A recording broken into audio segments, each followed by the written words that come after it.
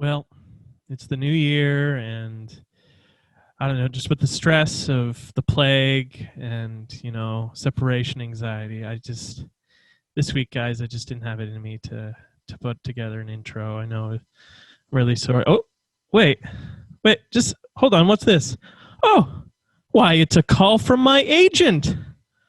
Well, hello, agent. That is totally real and not at all made up. Oh, what's that? You have 2 projects for me, and they shoot at the same time, so I can only pick one? Well, what are they? Oh, I see. One is a quiet 2-hander with some mildly off-color humor that is sure to be a classic, and the other is what? A low-energy, poorly paced, badly written, over-bloated blockbuster season reject with no basis in anyone's reality, living or dead. Oh, it's designed to be cheap because audiences will still fork over millions of dollars just because people from the TV are in it? Oh, and everyone's going to get rich? Well, since I'm a hack, you know which one to sign me up for. Okay, bye. Yep, love you too. Bye-bye. We watched An Affair to Remember and New Year's Eve. What do you mean you don't have an agent? Didn't say that. Thank you, Sean. Couldn't be, yes, early applause. Mind applause. I feel like Sean just told us what all of his choices are for our rating system. Yeah, so right? the episode is over. Thank you for listening, everyone. We'll see. Thanks so much.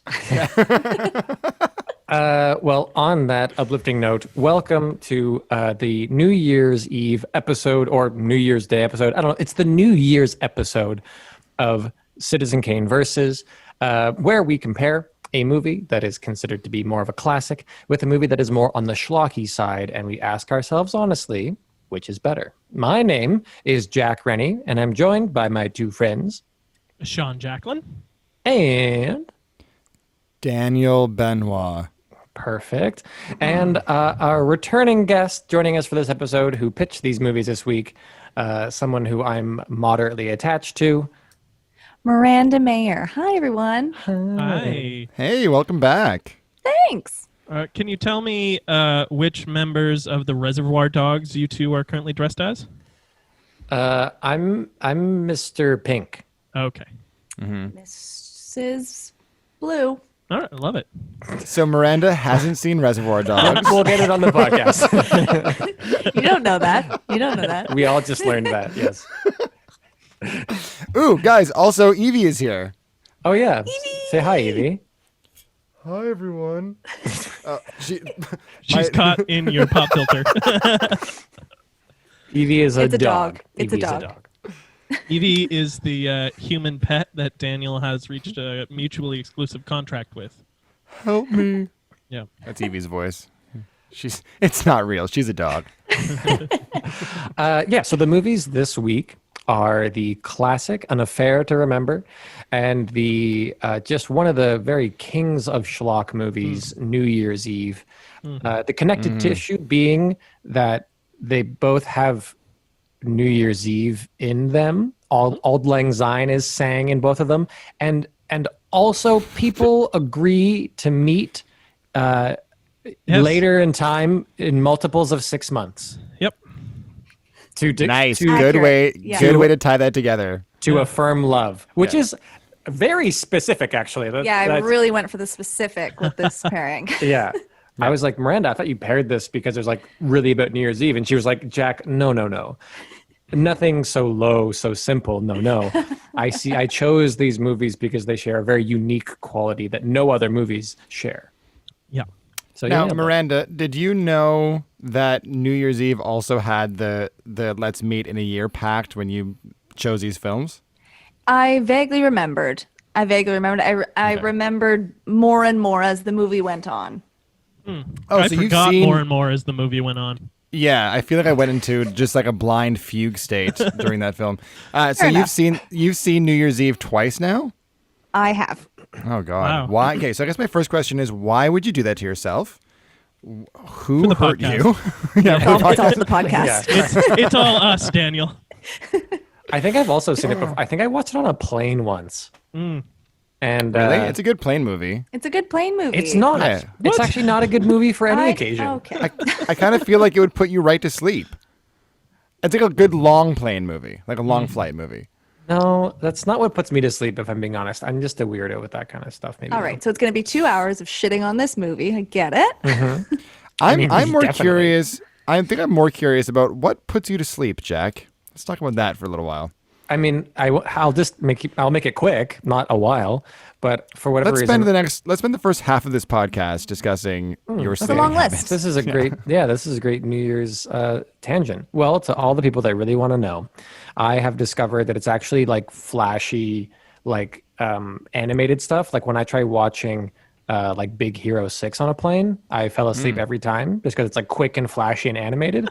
I've never seen the end of that movie. I tried to watch it on 3 different flights over the course of a summer. I don't know how it ends.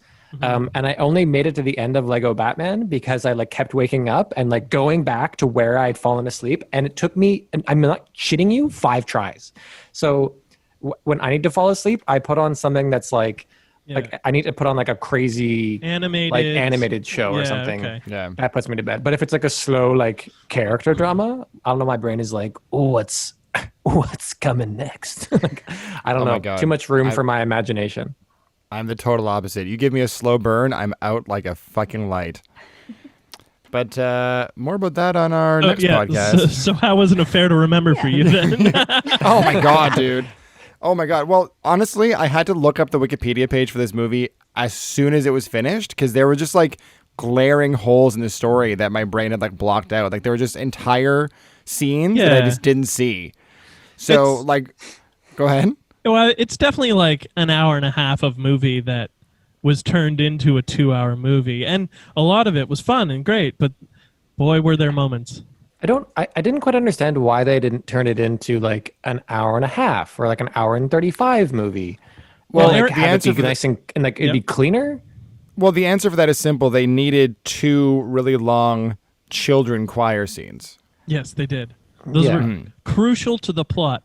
Yeah. Yeah. They needed every single one of the producer's kids Yeah. Correct. to have The a movie was close-up on their supposed to be face. Not the same an hour and 15 minutes, but But actually, they were like, wait. yeah. You know what else we can put into this? It actually reads like that because around the hour and 10-minute mark is when they're going to meet each other again we'll get a little synopsis. They're going to meet each other again at the Empire State Building. And then it seems like, cool, this is the end of the movie. They're going to meet. And then it's like, it looks like the movie then panics and is like, oh, wait, it's only like been 65 minutes.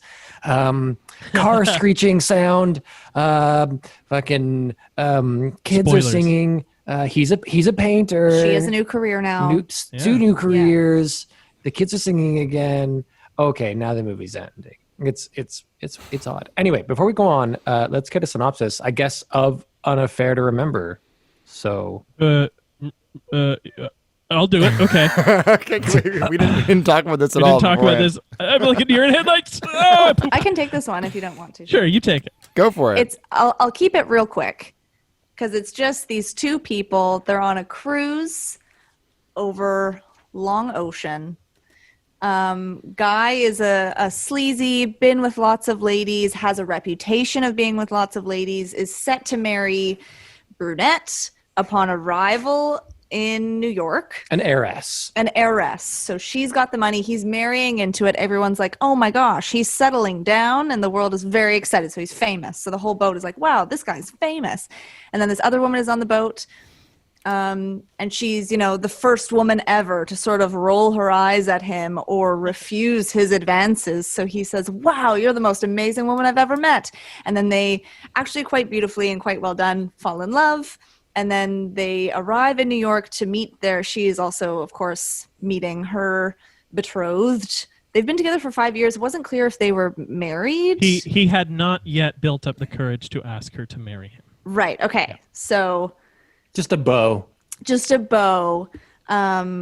Waiting in NYC. So they arrive, they go to their people, but then they say, okay, let's do this. But then in 6 months, we're going to meet at the top of the Empire State Building. Cut to that day. They've arranged their affairs, whatever. She's going to meet him.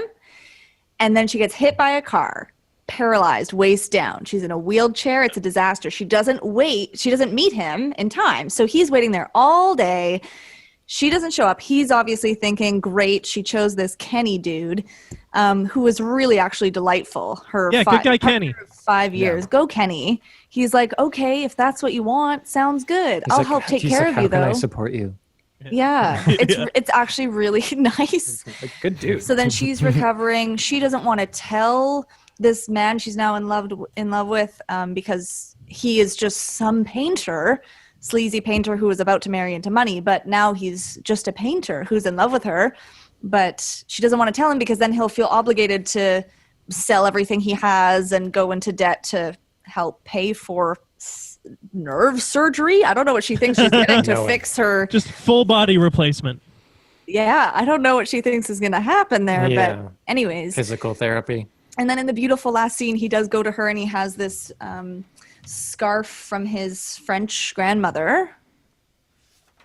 Yes. Scarf or tablecloth?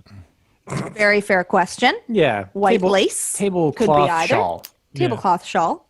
Yeah. So he comes and he gives her this gift, and then they have this, I think, hilarious banter of sort of like, oh, well, you know, when I didn't show up at the tower, and she was like, you didn't show up at the tower? And he was like, no, I bet you were pretty mad when I didn't show up at the tower when I said I would. And she was like, yeah, I was.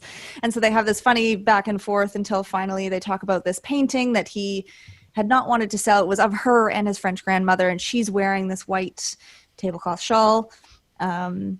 And he had heard from someone that this woman in a wheelchair had wanted to buy it, but he said, no, just give it to her. That's okay. And then he realizes as he's telling this story that it was actually probably her in the wheelchair who wanted that painting. And he bursts into the bedroom and the painting is there, or just other room in the house. I forget if there was a bed in there, but and the painting is there. And so his suspicions are confirmed, and that was her.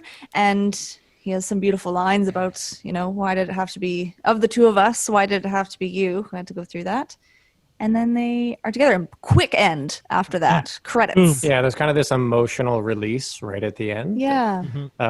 It's quite a gauche painting. It's actually not, it's not good at all. It's Not at all. And you only ever see it quickly or in reflection.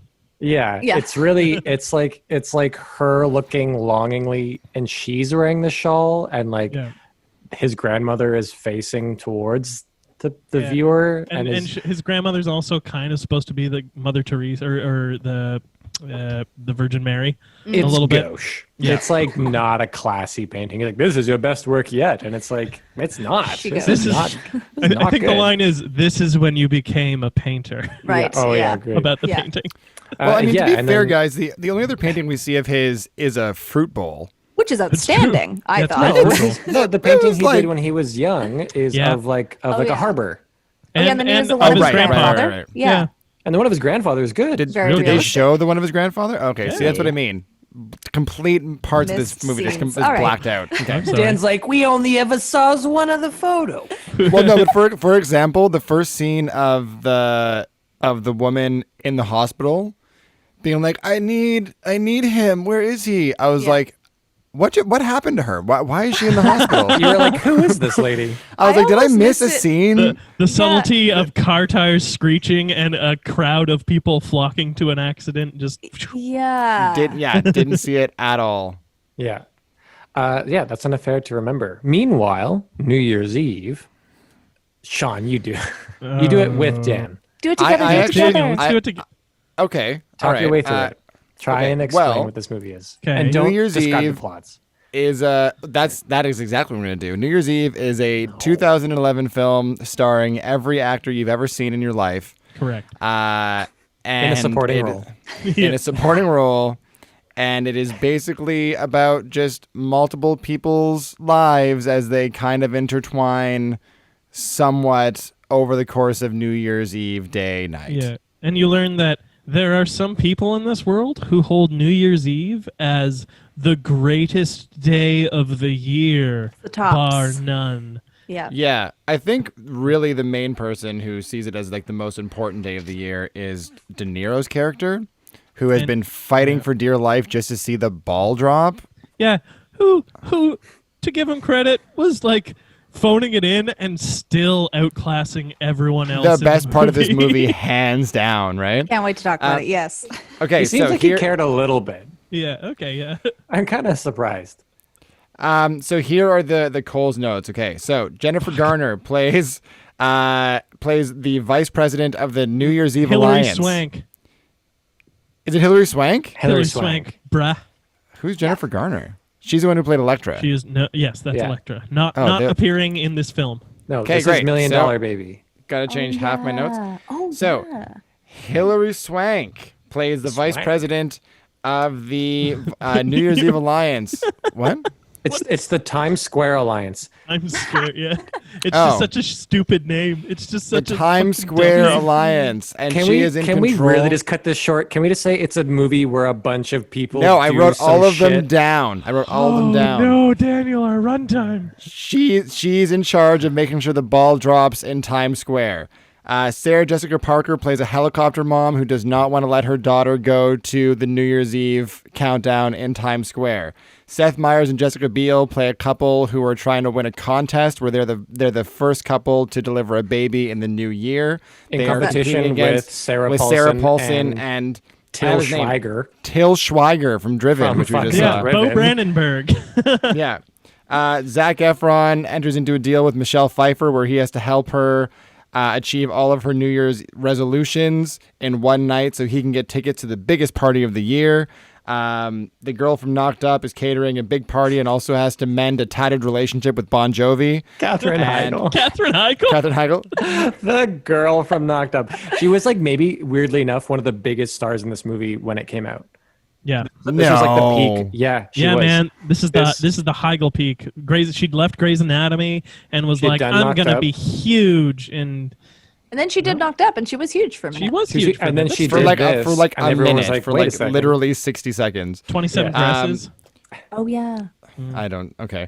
Ashton Kutcher plays a depressed New Year's Eve skeptic who gets trapped in an elevator with an excited backup dancer, the girl who plays Michelle on Glee. I don't know her name. Backup singer. Leah Leah Michele. Michelle. Backup singer, Leah Wildly Michelle. adamant about that. Weird point to miss. Did you mention that Catherine Heigl's love Right, interest sorry, is I John Bon misspoke. He Jovi? did mention that. Yeah. Okay, I good. did mention that.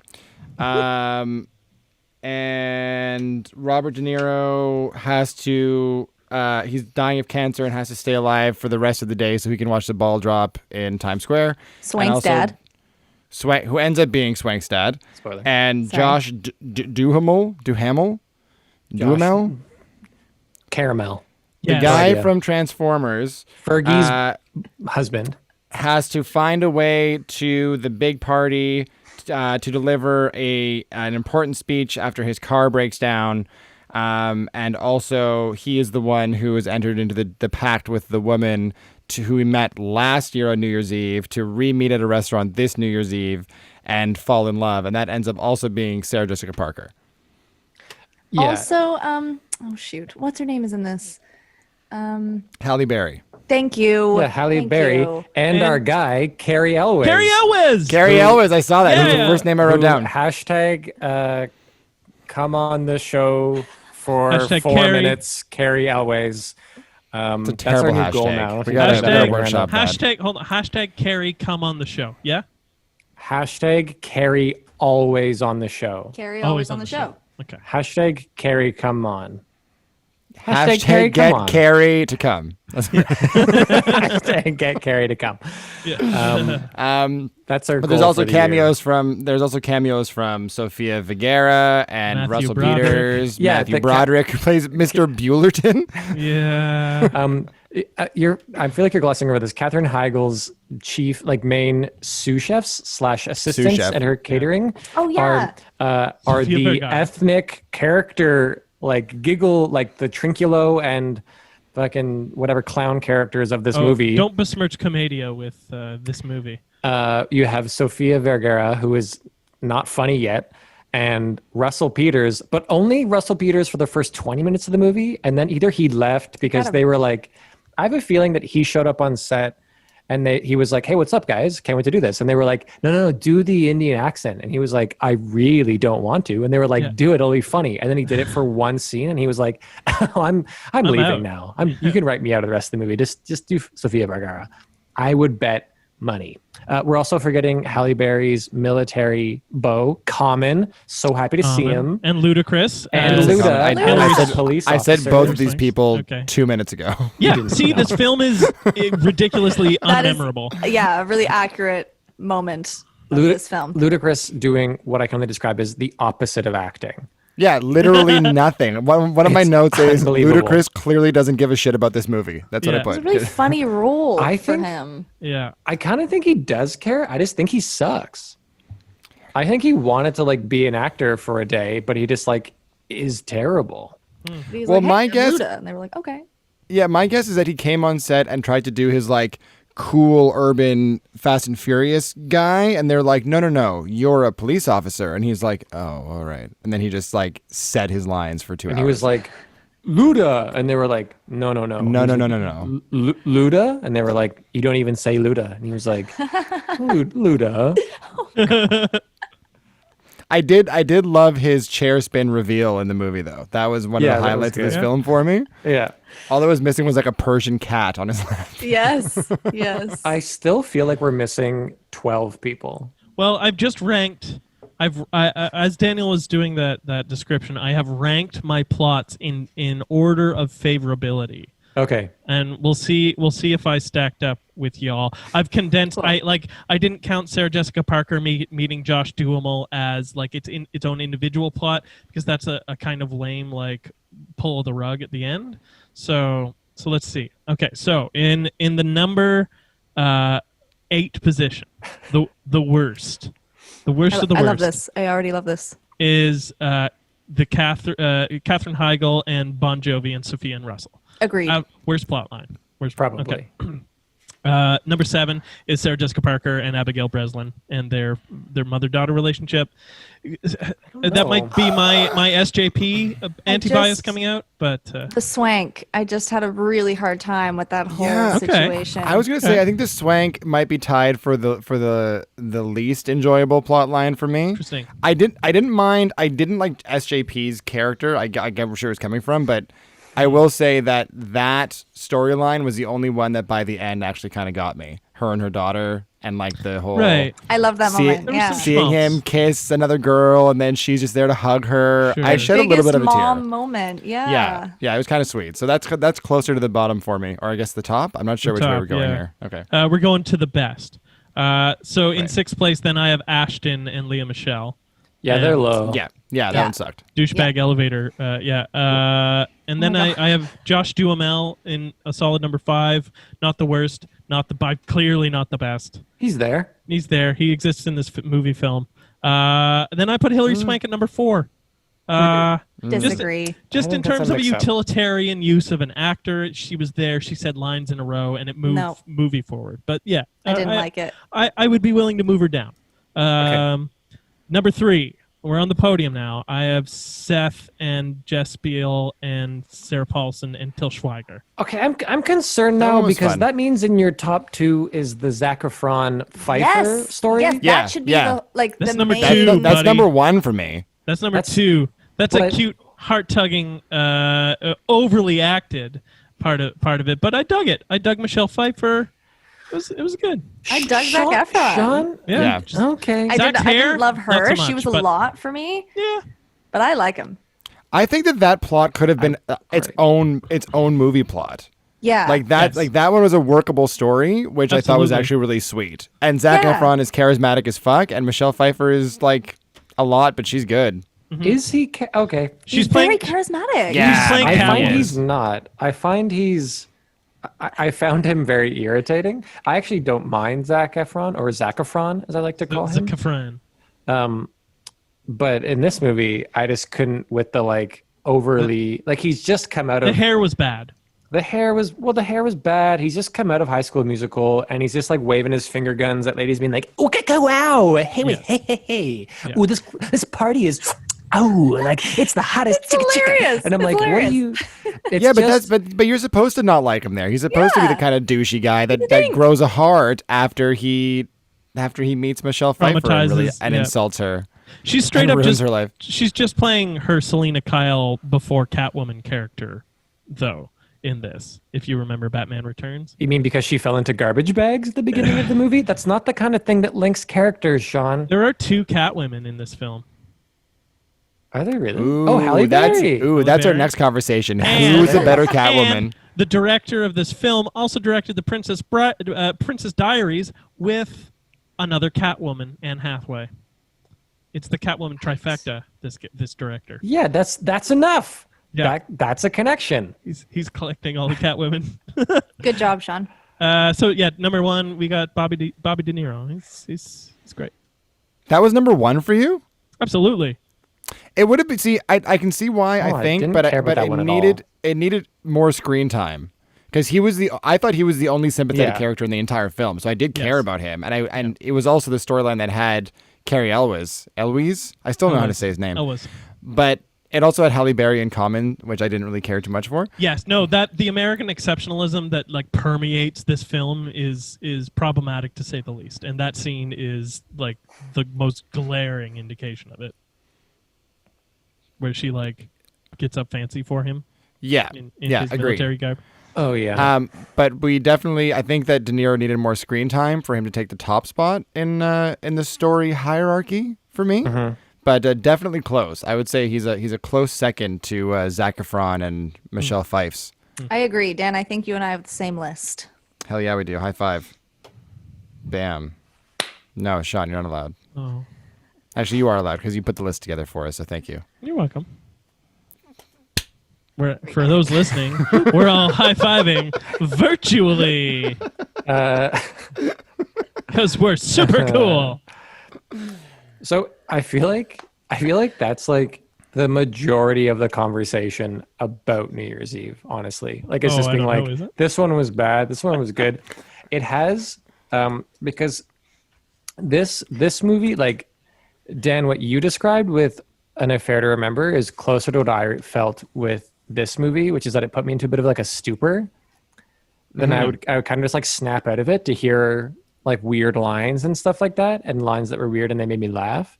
For example, one of my favorites right away of just like like people are wondering what makes lazy like screenwriting, script writing.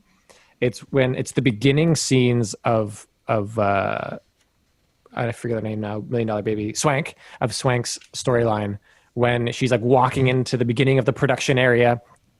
And she's got her, like, someone gives her like a walkie-talkie and stuff like that. And someone just goes, this is Claire Morgan. She's in charge. Yeah. I was like, oh, this is Claire Morgan. Yeah. She's in charge. She's got a really strong female lead protagonist name, Claire Morgan. Claire Morgan. But then immediately, sorry, go Dan. No, you go. You hang up. No, you. No, you hang up. No, you hang up. It's weird doing that with Jack's girlfriend. Sorry. We're all friends here. It's all good. Yeah. But then immediately she comes in with this energy of sort of being like, but all right, everything can just happen around me. Like, I don't know what she actually does to make this event happen. No. There's a lot of her sitting around and being like, okay, well, hope it works. You're right. It will be my fault. The spirit of New Year's will save the day. She brings back the really charming Russian New Year's Eve ball repairman. Kaminsky. She hires a guy to come in. The tech guys do that. They're like, we need this guy. And she's like, okay. And she fired him. Or whatever? Yeah, no, she didn't. Fired him. No. Did she fire him? No. No, she didn't come into the job. He was fired before she came in. I thought he said like, yeah, you're the woman who fired me or something like that. Or I think the company fired him. But then she was like, no, that wasn't me. I want you back. So is she like newly promoted in this movie? Is that the idea that she just got the job of vice president of the New Year's Eve Seems like Association? this is her first year doing this. Yes, it does seem that way. Yeah. Got it. Okay. That's definitely my impression. And her dad's also, dying. She's Claire Morgan. Also, her dad's dying. Her dad's dying of horribly aggressive, irreversible, one assumes cancer. And she doesn't take time off from work to go be with him. This was one of the biggest disappointing surprises of the movie for me, that we cut to that moment where she comes in and I'm like, I'm sorry. This is his last night. Yeah. Okay. This is absolutely where you need to. What the hell? But here's the thing, guys. Here's the thing. As the vice president of the New Year's Eve Association, her only job is to make sure. I know, I'm making a joke because I was going to say her only job clearly in this role is to make sure that ball drops. That is her only job. Yes. Only job. Yeah, I mean, also like crowd control and like sanitation and like you'd think the president of this corporation would take on some of these responsibilities, maybe, but Matthew Broderick's character seems to just be a freewheeling gravy train rider, and I don't have any time for that kind of downward projection of power. We know you don't, Sean. That's what we like about you. Oh my God, Sean. Oh, also John Lithgow's in this movie. Oh yeah, Oh yeah. Oh yeah. For 5 seconds. playing John Lithgow. Yeah. Playing just with clearly zero direction. Yeah, He's like, I was thinking he's like kooky and weird and like smiles at the wrong time. And the director was like, whatever. Yeah, we don't care. Yeah, whatever. Yeah. This movie definitely fell victim to the old way too much shit going on in 2 hours syndrome. yeah. Which I think is why it kind of puts you out, Jack, because like you can't follow any one story because none of them matter, and there's 15 of them happening at the same time. Just that none of them have been like written at all. Like the obstacles that people have are really, really silly. Like just straight up dumb. So like you have the De Niro storyline, and like his objective is to see the ball drop. He wants to live to do that. That's the drive. We gotta do That's it. the drive. And meanwhile, Carrie Elwes has this horrible doctor to play that Halle Berry's like, well, can I take him on the roof? And he's like, don't bother. He's not even going to make it that long. He's like, and it's against protocol anyway. It's like, well, if he's maybe going to die, just tell him he can. And if he lives Stick that him out in long, the fucking take him cold. up there. Who cares? Like, what's Jesus. the problem?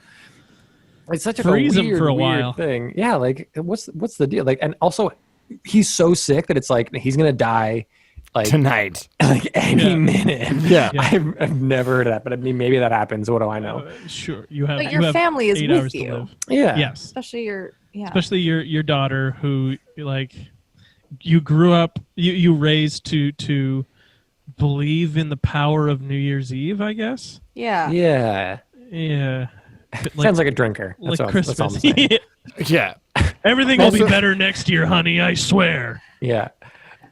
Did we also ever learn why he doesn't want any kind of treatment for his cancer? Because they make a point of saying that he refused chemo, refused any kind of Well, radiation. Daniel, what kind of story would this be if he lived and then just continued to live? Well, they could have made it that all attempts at treating him have failed, and now he's in like a fast decline. Fair. I think not to get too dark, but I think that, obviously dark. does happen, and maybe we can assume that is his situation, that this has clearly been a very long battle, and he's just kind of done now. He's He's accepted it, and he's been fighting to just live as this body who lies in a bed, and we can assume it's been a while, and he's been Clearly, he's a dick to every other member of their family. Yeah. Yeah. And I think people in general, I think the vibe is that he's just like a lifelong a-hole. And he was like, hey, you're not going to put no fucking drugs in my body. Like, fuck you. And they were like, Carrie always is like, let him die. Don't take him on the roof. He's an asshole. Yeah, that is the kind of doctor he plays, and he plays it flawlessly. Yeah, he's great. He's amazing. Yeah. Come Hashtag on, get Carrie. Carrie to come. Hashtag get Carrie to Carrie come. to come. There's a brilliant line that showcases the laziness that you were talking about a little while ago, Jack. Where it's Jessica Biel and Seth, and they're like, oh, you're not pregnant enough to be here right now, so go home and then come back when you're pregnant enough to be here. And they go home for 25 minutes. maybe? 25 minutes? That's all it takes.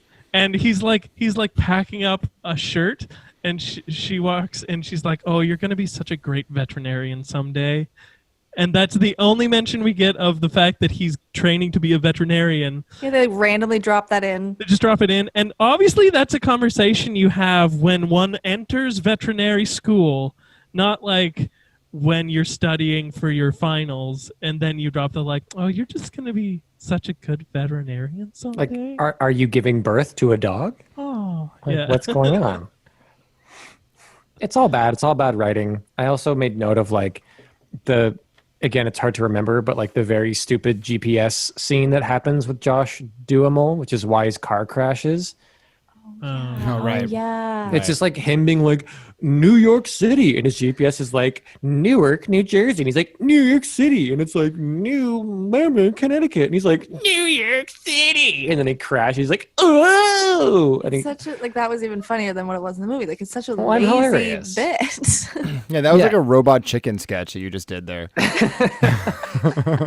thank you. I think that's a compliment. It's very good. But I just don't know. I was like, is this supposed to be humorous? Are you, or you're clearly just ticking a box of like, so anyway, Josh Duhamel has been at this really weird wedding where it's him and his two friends. It's like a COVID wedding. There's two people there.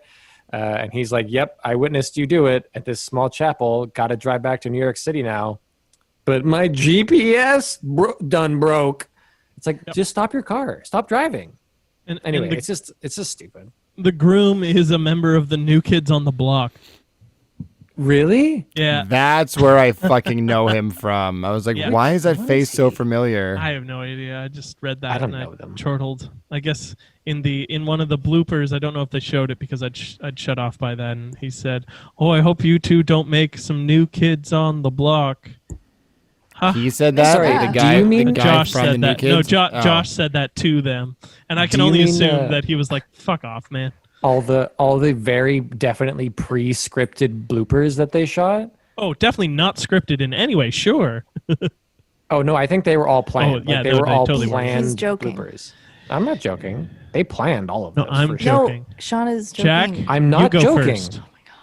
You go first. Whoa! This GPS doesn't work. Crash. And I'm then he bringing this gets back. in the RV with the family with the horny dad who this was written by a woman. This movie. The movie? The movie was written by a woman. The movie was written by a woman who is like one of the leaders of the Writers Guild of America who like led the strike in the 2007 writers strike, who has like put together an organization that helps Writers Guild members who are underfunded and who like need money for food and shelter and stuff.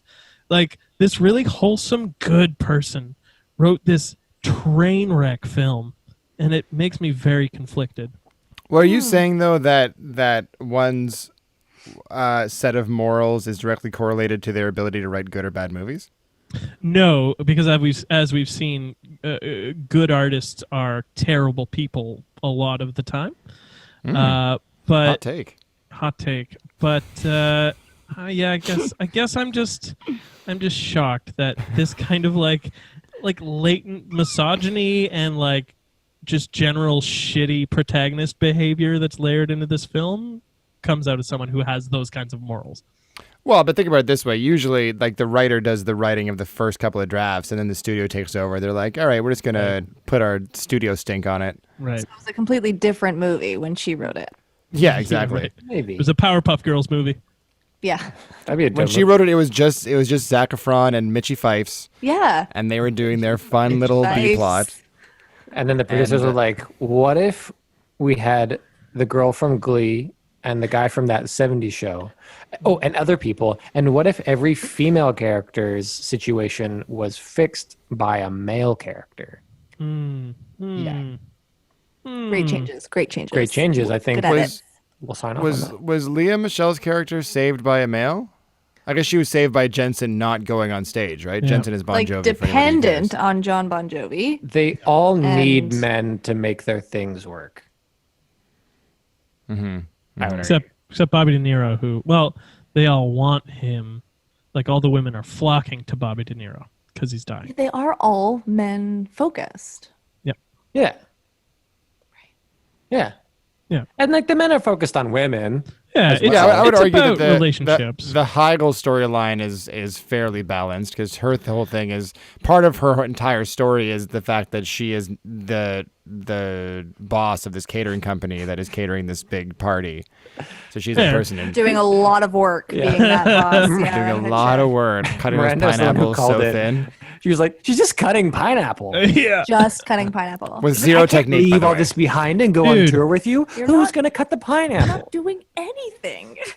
I really wanted this scene later when she's like going through the party, when she's suddenly put on a chef's hat after she's cooking. It's like, you wear that when you're cooking, not anyway. I walking- hated her little like ladies chef blouse thing. the that like she- baby blue with accents of silver. Yeah. just the worst fashion choice. But I You could really go wanted it to be like, how is it? And like, it's amazing, thank you. And just like for it to pan down, it's just like cut pineapple on a plate. and they're just throwing them on parachutes into people. Yeah. So this Wet super pineapple. splat. They're going splat on people. Splat. So this hot hip party that Mitchie Fife's character gets, There you go. that Zac Efron wants, hottest party of the year, is this like really poorly lit, poorly DJ'd. like so like- lame and like stuffy. the butler and, did it. Like, few staff. people are there. Very few people are Very there. few Yeah. people. The music's lame. Like there's no dancing really. There's Bon not Jovi a bunch of shows young up. people. There's not a bunch of young people. It's a fundraiser. It's Yeah. It's a fundraiser where it's a wealthy adults event. Sure. Yeah. Which Zac In, Efron, like, the young bike it's a courier, gala. really needs dying to get into, which I didn't put That was together until the funny. very end when we see him under the credits dancing with Mitchie Fifes on the dance floor. That was the only time. Like that's when I pieced that together that he was trying to get to that party. Yeah. I thought he was Yeah. going to like a nightclub rager with like Yes. Steve Aoki DJing, and I kept having to defend that, like the party, that comes party out. was not just Times Square.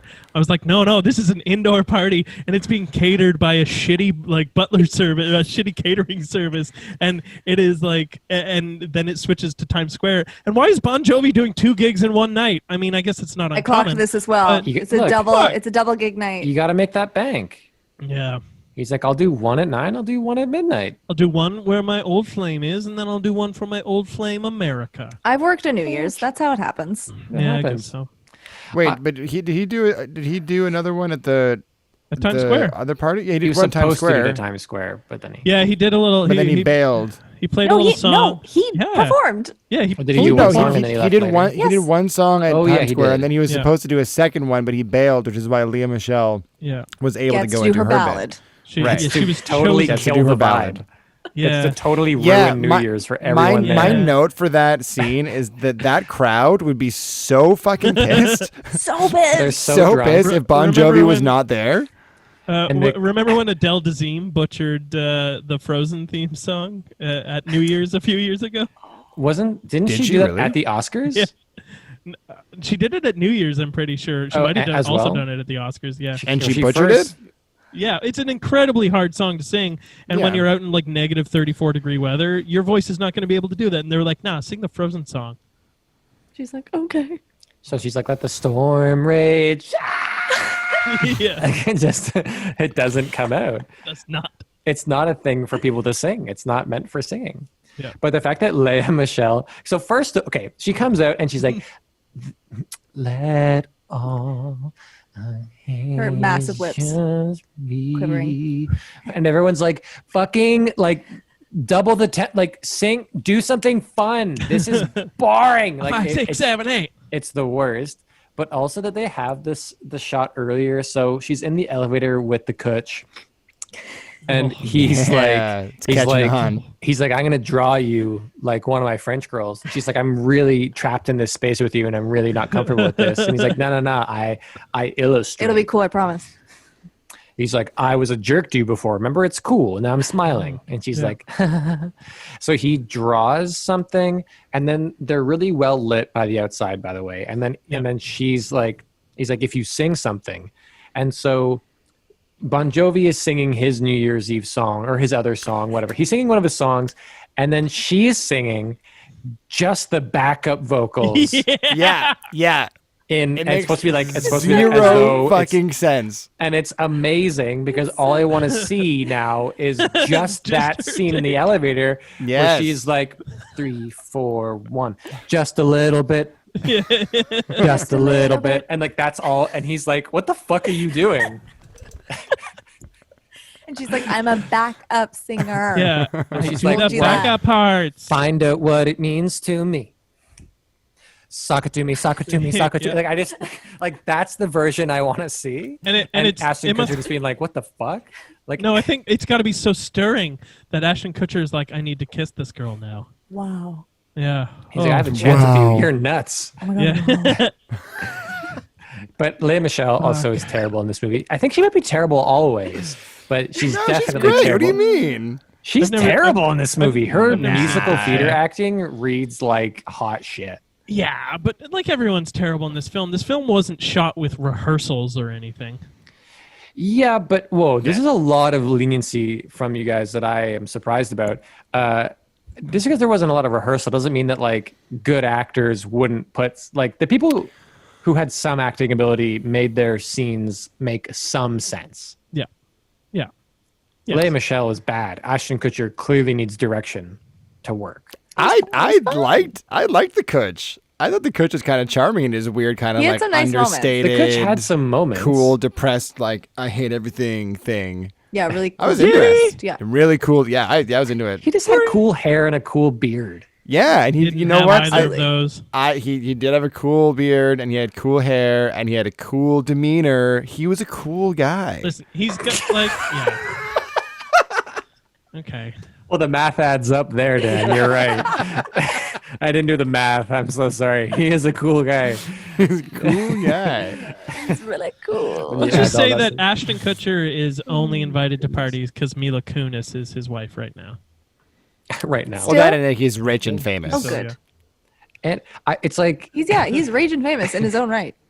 Raging she's famous. amazing. Did you see raging famous? He's raging famous. he is raging Yeah. famous. He Noted. is raging famous.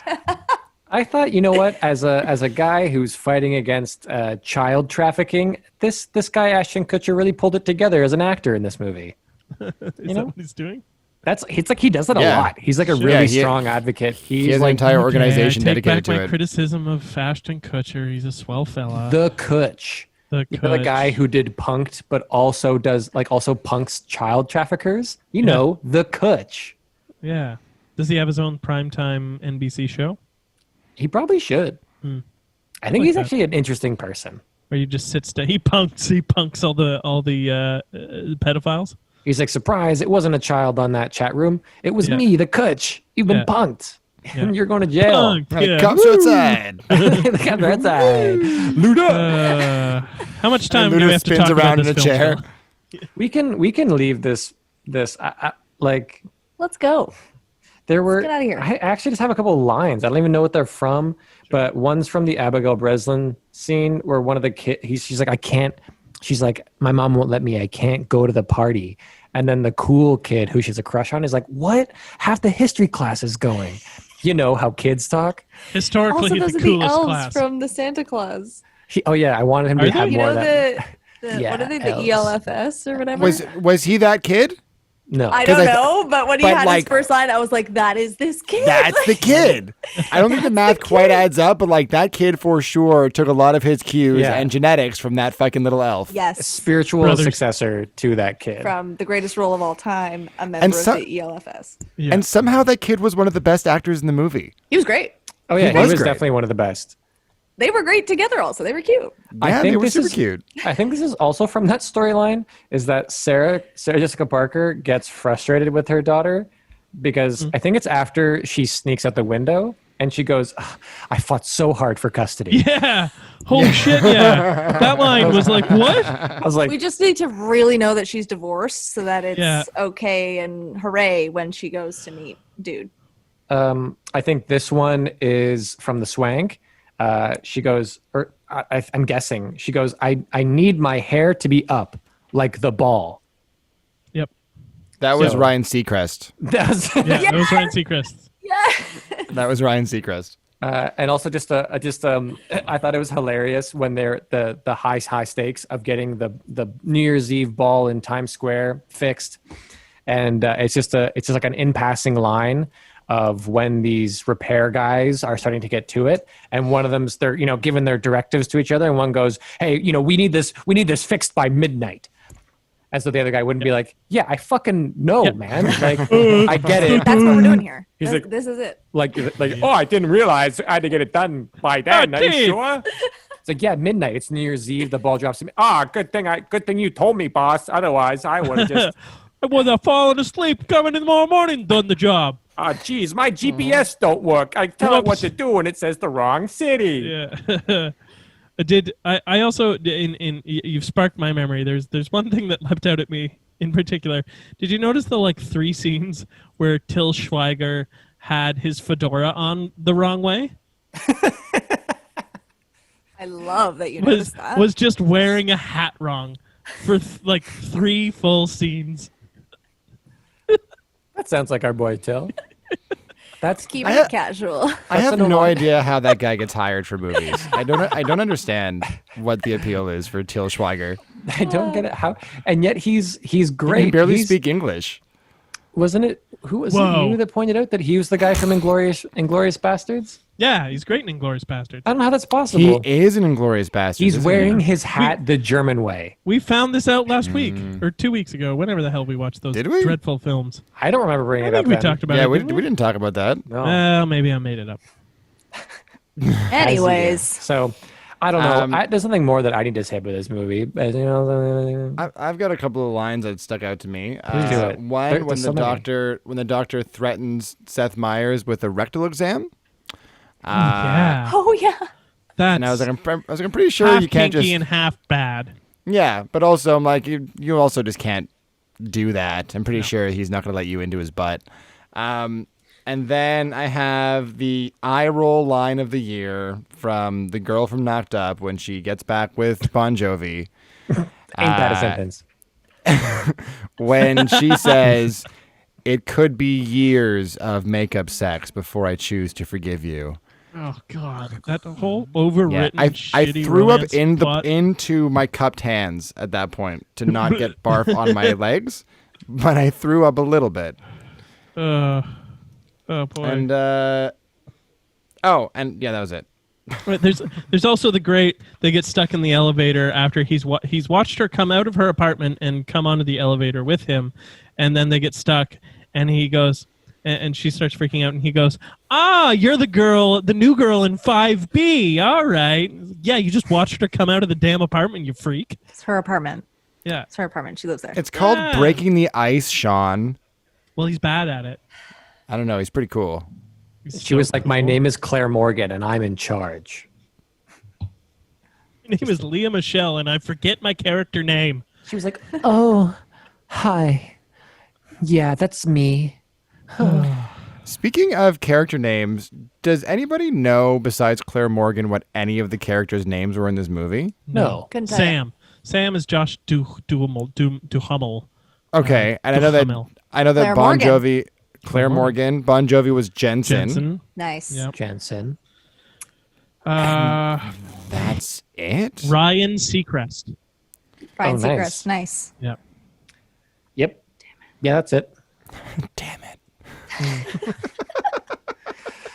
Well, I don't know why I'm upset. Bomb. That sounds like a ship to take us away from this film Dun, and dun, on Ooh. to an affair to remember. Yay. And this is where Daniel checks out of the conversation.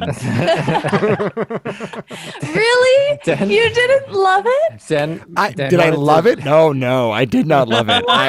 There were. This beautiful film. He messaged us like, "Guys, how important is the second half of this movie?" Yeah. I was like, I really want to play Fortnite. Do I need to finish this film? And my answer, I really wanted to answer you. I didn't because we had to save her for this, but I really wanted to answer you. Not that important.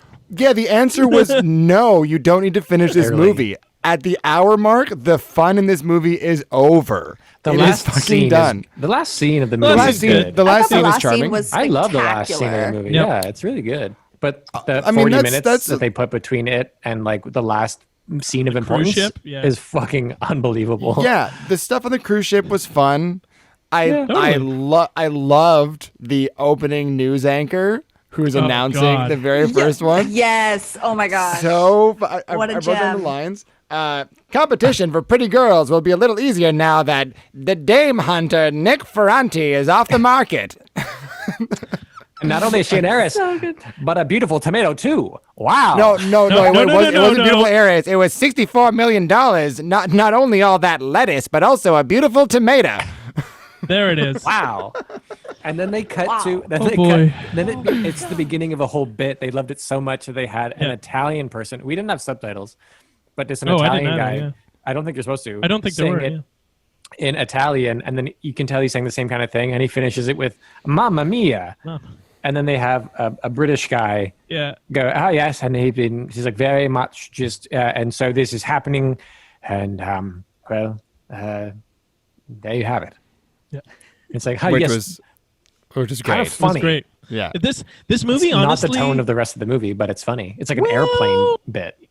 I mean, this movie when it started, I kind of got the vibe of a like peak Adam Sandler film. To be honest, the like level of like comedy that's mixed in with the like romance plot. It's obviously a more romance heavy rom-com, but some of those bits felt like straight out of some of the like SNL. You're talking like a wedding singer, Yeah, that one. 40 First Dates or whatever. 50 First Dates. Yeah, that Never kind of seen like it. great movie. That I'd put that up as a classic. But, 50 First Dates as a classic. I'd put Wedding Singer up Absolutely. as a classic. Wedding Singer for sure. 50 Wedding First Singer for Dates is sure. a great film. Recent classics, aren't they? When were those made? Yeah, Wedding Singer is pretty old. Yeah, it's I Wedding don't Singer is like understand the 96. rules for this podcast. We so- make it up. It's Yeah, we ours. don't care. There are no rules. We should definitely do an Adam Sandler, though. That'd be great. Yeah. But I was getting that kind of like vibe off of it, to be honest. And it just happened to have Carrie, I almost said Carrie Elwes, Cary Grant I and Deborah wish. Kerr in it instead of Adam Sandler and like, I don't know, Taya Leone. Yeah, I kind of got the impression that they were going to go in a bit of like a farcical direction with it, which Yeah. As did which I would have really liked. There was a couple of really funny visual gags that really got me, like the when he's doing laps around the stairs while they're like trying to be discreet, and she's like, keep moving, they'll see us, or like when they finally dock, and they both see their significant others, Yeah. and they're kind of looking at each other to like see who is who, and then Yeah, I there's a liked that. wide shot of the whole crowd in the dock just like ping ponging back and forth. I thought it was great. Yeah, it was brilliant. Yeah. Like physical bit. Yeah. Yeah. I think the first half of the movie works so well because it is mostly just those two, and the chemistry between Cary Grant and Deborah Kerr is electric. Come on. In those Come scenes. on. I mean, Amazing. I'm gonna throw it out there. No. That No. What? Shut up. Amazing. I think I'd go ahead, Jack, because I think I might know what you're going to say, and I think I might agree with you. I think Deborah Kerr does the heavy lifting of that That's chemistry. that's I exactly think what I was this gonna is. say. I've seen Cary Grant in a few things. I think this is the worst thing I've seen of him. He's not bad. He's not bad, and his performance in the final scene is really good. Yeah. His performance in the rest of the movie, I find, like is unavailable. He's Like, doing Cary he's- Grant. Yeah. He's just stone faced most of the time, and he Yeah. just kind of says his lines. He's like, "Yeah, this is my grandmother." Hi. But the chemistry is electric. But their chemistry is the best parts. But she is still, I think, pulling. Like she is making him have interesting reactions by being a good actor. She Yes, is because she is miles super above charming. him. She's amazing. Yeah, yes. she's awesome. But chemistry does take two people. Like Yeah, it does. Oh, yeah. You know. Yeah. I'm not. Again, I didn't say. I'm saying he's not bad. He's still this is good. You're But- saying but you I think- prefer him in Philadelphia Story, is what you're saying. Yes, I mean, I feel like he did more in that movie. I also think that that we as an audience probably project a lot of the chemistry onto those characters because she is so into him and so charming, and he's like the silent, like stoic, attractive stud. So we like infer that they are electric, Yeah. right? But I agree. I think that he's not pulling his weight. I think it's definitely like 90% her, and then he's like there. I disagree. If I find Cary Grant very suave. Let's leave it at that. I also You just think End he's of hot. conversation. Yeah, good Yeah. argument. Suave is not good acting. Yeah, and I especially also- he's like Silver Fox in this too. So But I God. Oh. But I also didn't So- like the fact that his entire character arc, not a character arc, but like his entire character description is that he is the suave guy. Yeah. Do you know what I mean? this is another movie that we are reviewing where the main protagonist's like fatal flaw is that he's so hot, no woman can just not fuck him. You know? Well, as is evident by like that super thirsty ballet viewer in the when that scene with them at the love show. it. Yeah. Oh my god. We didn't need that.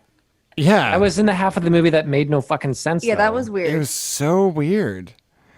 I don't know why they felt they had to reestablish that aspect of his character. I thought he had quite an interesting arc actually of like that's what he has always been known for and that's what he's been riding on, whatever, and now he's gonna Yeah. settle down, I guess, for the money. Okay. I think But that then I he think has I think that part was like that little scene in the theater where he's tempted again to go back into that life is necessary for how interesting this. You know, he's got the hot blonde behind him who's like, oh, I really love these seeds. I don't think he's interested in her at all. Yeah, he's I not th- tempted whatsoever. No. But he smiles at it. No, He, no, like, but- he's He's enjoying I think it. he's completely changed. I think it he is a has tempt. completely Yeah. fallen in love with It's a temptation that is thrown at him, and in that moment it's a character choice of does he fall back into those ways and just go home with his fiance because he's realized that his life with Deborah Kerr is never going to happen, or does he choose to like stay true to this new person he's found? And he chooses to stay true, but that's all in that scene. All of never that once weight. did I think he was going to do that though. Really? Oh, I thought that's what that part of the movie was meant to be. Is it's a test of like, is she gonna get back with good guy Ken, and is he gonna get back because of this unfortunate series of events? Hashtag trademark registered copyright series of unfortunate events. That's mine now. Yeah. I hear. That'll be big. Yeah, Took a while, but we got there. I hear what you're saying, right? And I do agree with a lot of it, but I still think way too much leeway is being given to Cary Grant.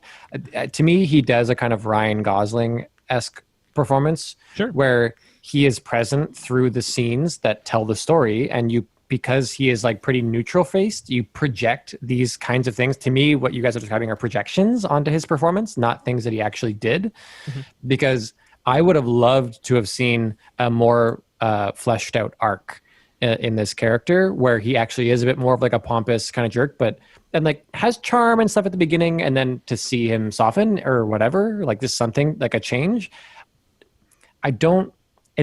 He does the things, and so you assume change, but I don't quite see it, and that's like what I was missing from his performance. Like that would have been like the actor's contribution. He just like tells the story. It's very like that version of acting where it's like just be the arbiter of the story. Right. So I think if you were to watch it again, I would probably say maybe that would be more noticeable. I don't know, whatever. Who cares what I'm saying? Exactly. But how about that spray tan? Everyone cares what you're saying. That's the whole point of the podcast. What? I care, Jack. Whoa. I was riveted. I like his line, I haven't seen an attractive woman my whole time on this ship. Now I It's been seen a few you. days. Yeah. Oh, That was charming. At least she's yeah. not 20. Like, at least like- it's like finding Yeah, a woman well, who's like, oh, but fuck me. there is that part where there's that part where they're deciding like, oh, this might be my last chance at love. This might be this might be my last chance at love. And he's like almost 50. Cary Grant is like 45 to 50. So yes, maybe this is your last chance to settle down and find that right person. She's 30. Maybe Maybe like I don't 30. know. You could even push it a little older than I that. think she's I could say more she's than like 30. mid-30s. She's Okay. mid-30s Yeah. at least, I think. Right. And she Okay. walks with that air of maturity also, Yeah, She does. definitely. She which does. is She so does. lovely to watch on film. Yeah. Especially for that time period. Yeah. Yeah, this movie, and I think you brought this up earlier, Miranda. This movie does good things where the ex-fiancés, when Cary Grant and Deborah Kerr's characters break up with their partners, they don't turn into jealous, evil, like plotting people who are out to destroy the protagonist's lives. They're like, I love you, and I really respect the time that we have together. If this is your choice, then I'm going to help you as much as I can. And otherwise, like, I respect what you're doing. Okay, It's wait. really, yeah, beautiful Sorry. examples of love. Yeah. Of like, I truly want the best for you, whether that means being with me or not. He's like, let me take care of you. Like, let me Okay, I need to ask: was there a scene where we see him actually break up with the $1 million heiress? The TV. I don't think so. Just the interview, right? But the interview is where he's like, "Yeah, we're getting married in 6 months," and he's only telling truths about himself. Right. So we don't get to see the conversation No. where he actually breaks up with her. We just see her 6 months later where she's like, "I still love you." Yeah, that is Right? a Yeah. weird hole in the story a little bit. Yeah. I don't see. That's the thing. I don't mind that kind of stuff. I don't mind inferring and like catching and like picking up on the clues left for us by the movie. Because we also don't see Deborah Kerr's character, McKay, Terry McKay. That's her character name.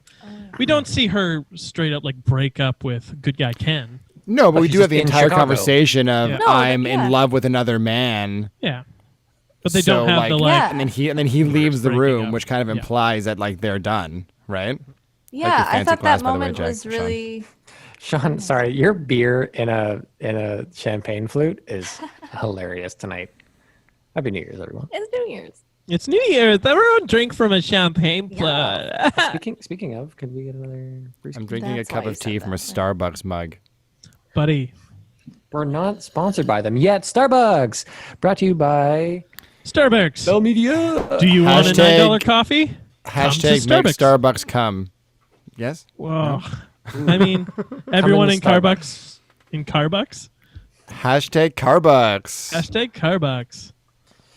Um, So, yeah. What other things with this movie though? What else? might I bring up, what is his name? Just a sec, I have to flip to my notes. Mr. Bugsy.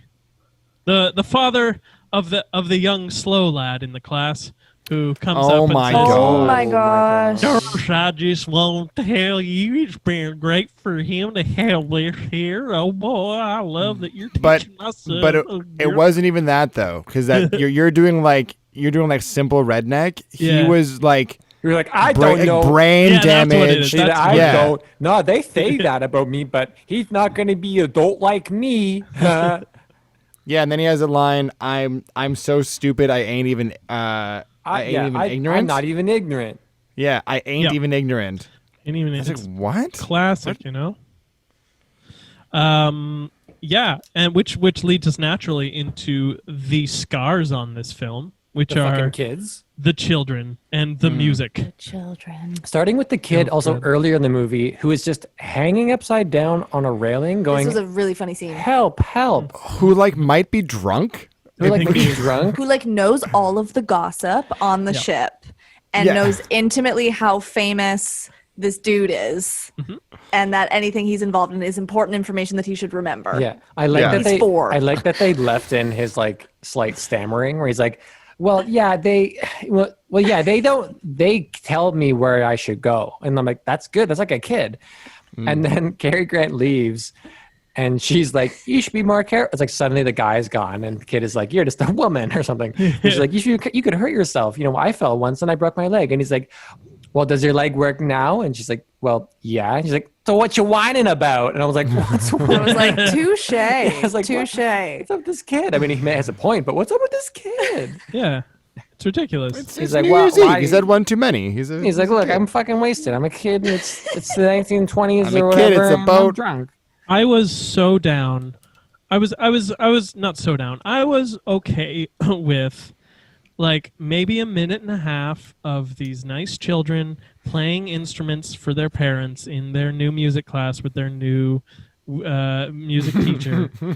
And we'd get a nice little song, and then it would be over and we'd go, "Yay, look, she's a music teacher now." Oh, And we'd no. move on. No. That first song is a solid like 4.5 to 5 minutes. Yeah, it is. It's a choreographed routine, Yes. including like mild tokenization of the only 2 black children.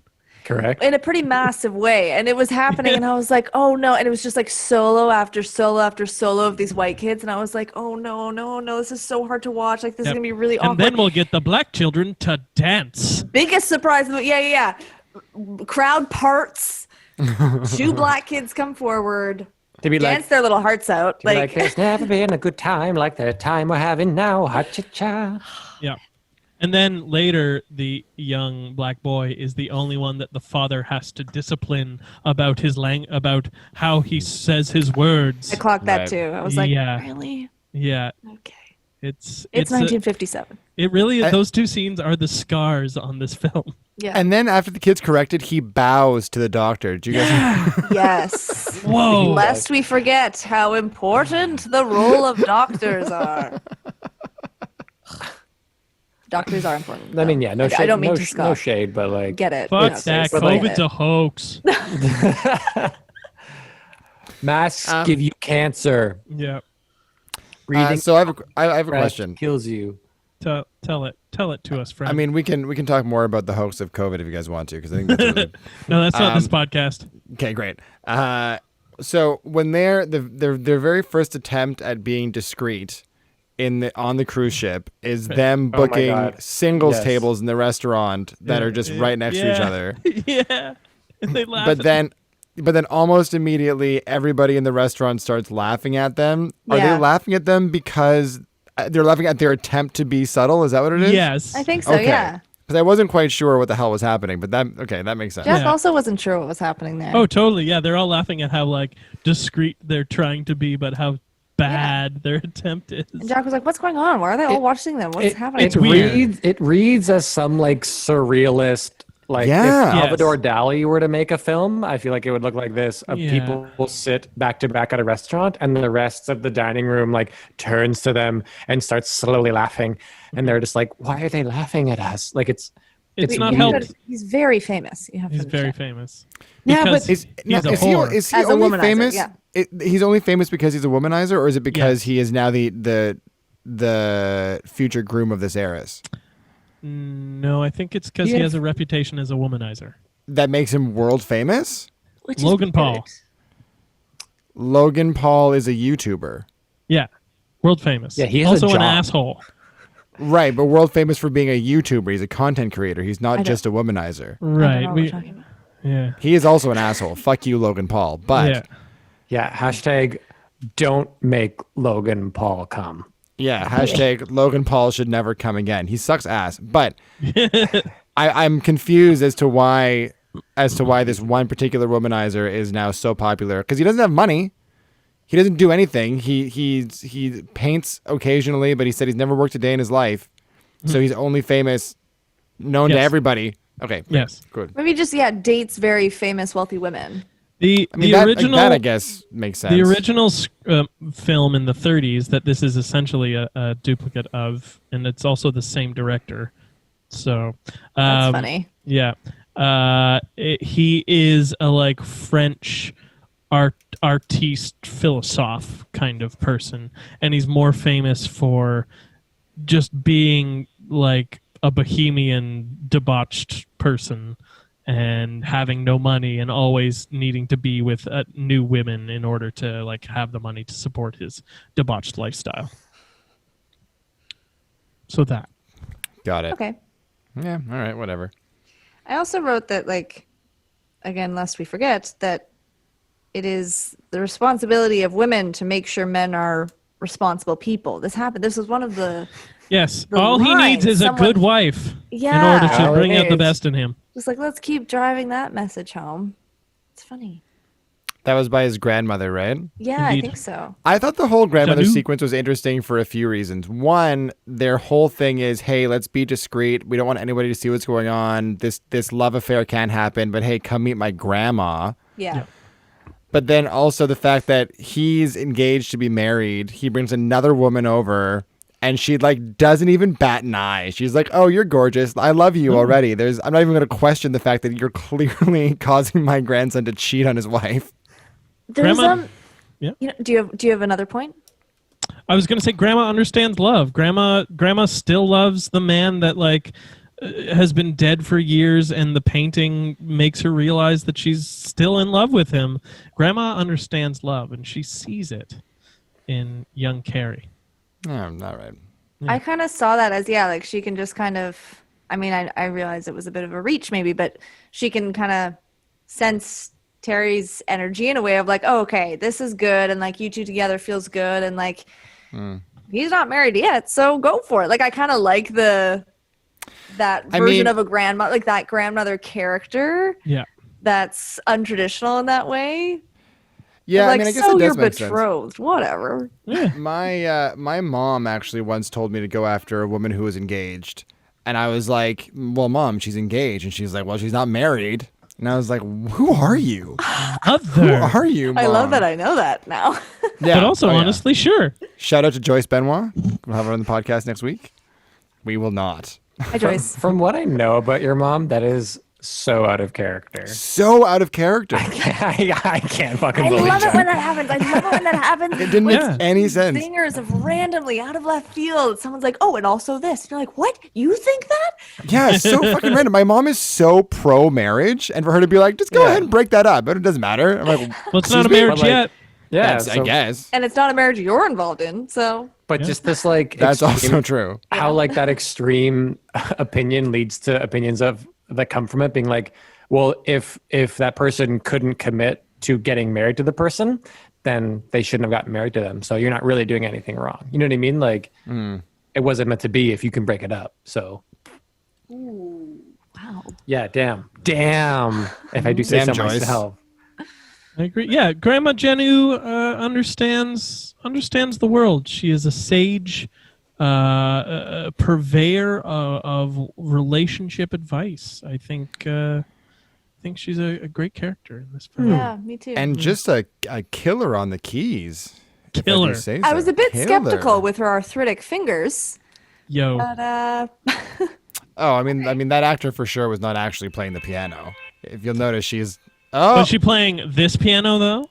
This is her. This is her big hit. Here, Grandma listen. Jenu. How do those fingers do it? Oh, she recorded this in 1923. woo, baby. That's our timer. Essentially, it just means that we have to kind of shut up and stop just free forming it. And we go into our lightning round, likes and grapes. Likes and grapes. Likes and grapes. Wow. I hope that comes through. Essentially, we just anything that we didn't say. It all stays. It all stays, yeah. I hope the mic caught it. I leaned back, but I hope the mic caught it. Essentially, we just go through anything that we didn't say. We have to say it quick as either a like or a gripe in regards to these movies. So I'm going to jump in because I just listed out my likes and gripes for an affair to remember. I got a couple. I got a few. So I just wrote like the fucking camera guy and his performance on the boat. Who that was my point. but like his also weird overacting where he like leans over the side of the ship and like takes a photo and then does like a Never mind, different points. Right, like go on. response. Just gripe that guy. They're like trying to do a real like show and he's over there being a hack. So gripe to that guy.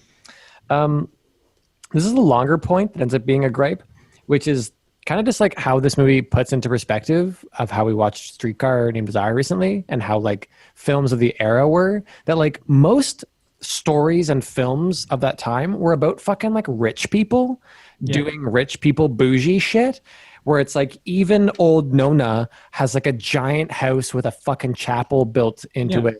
It's escapism, Yeah, whereas like at least Streetcar was about people living in like living in squalor. So was a point going to Streetcar this week?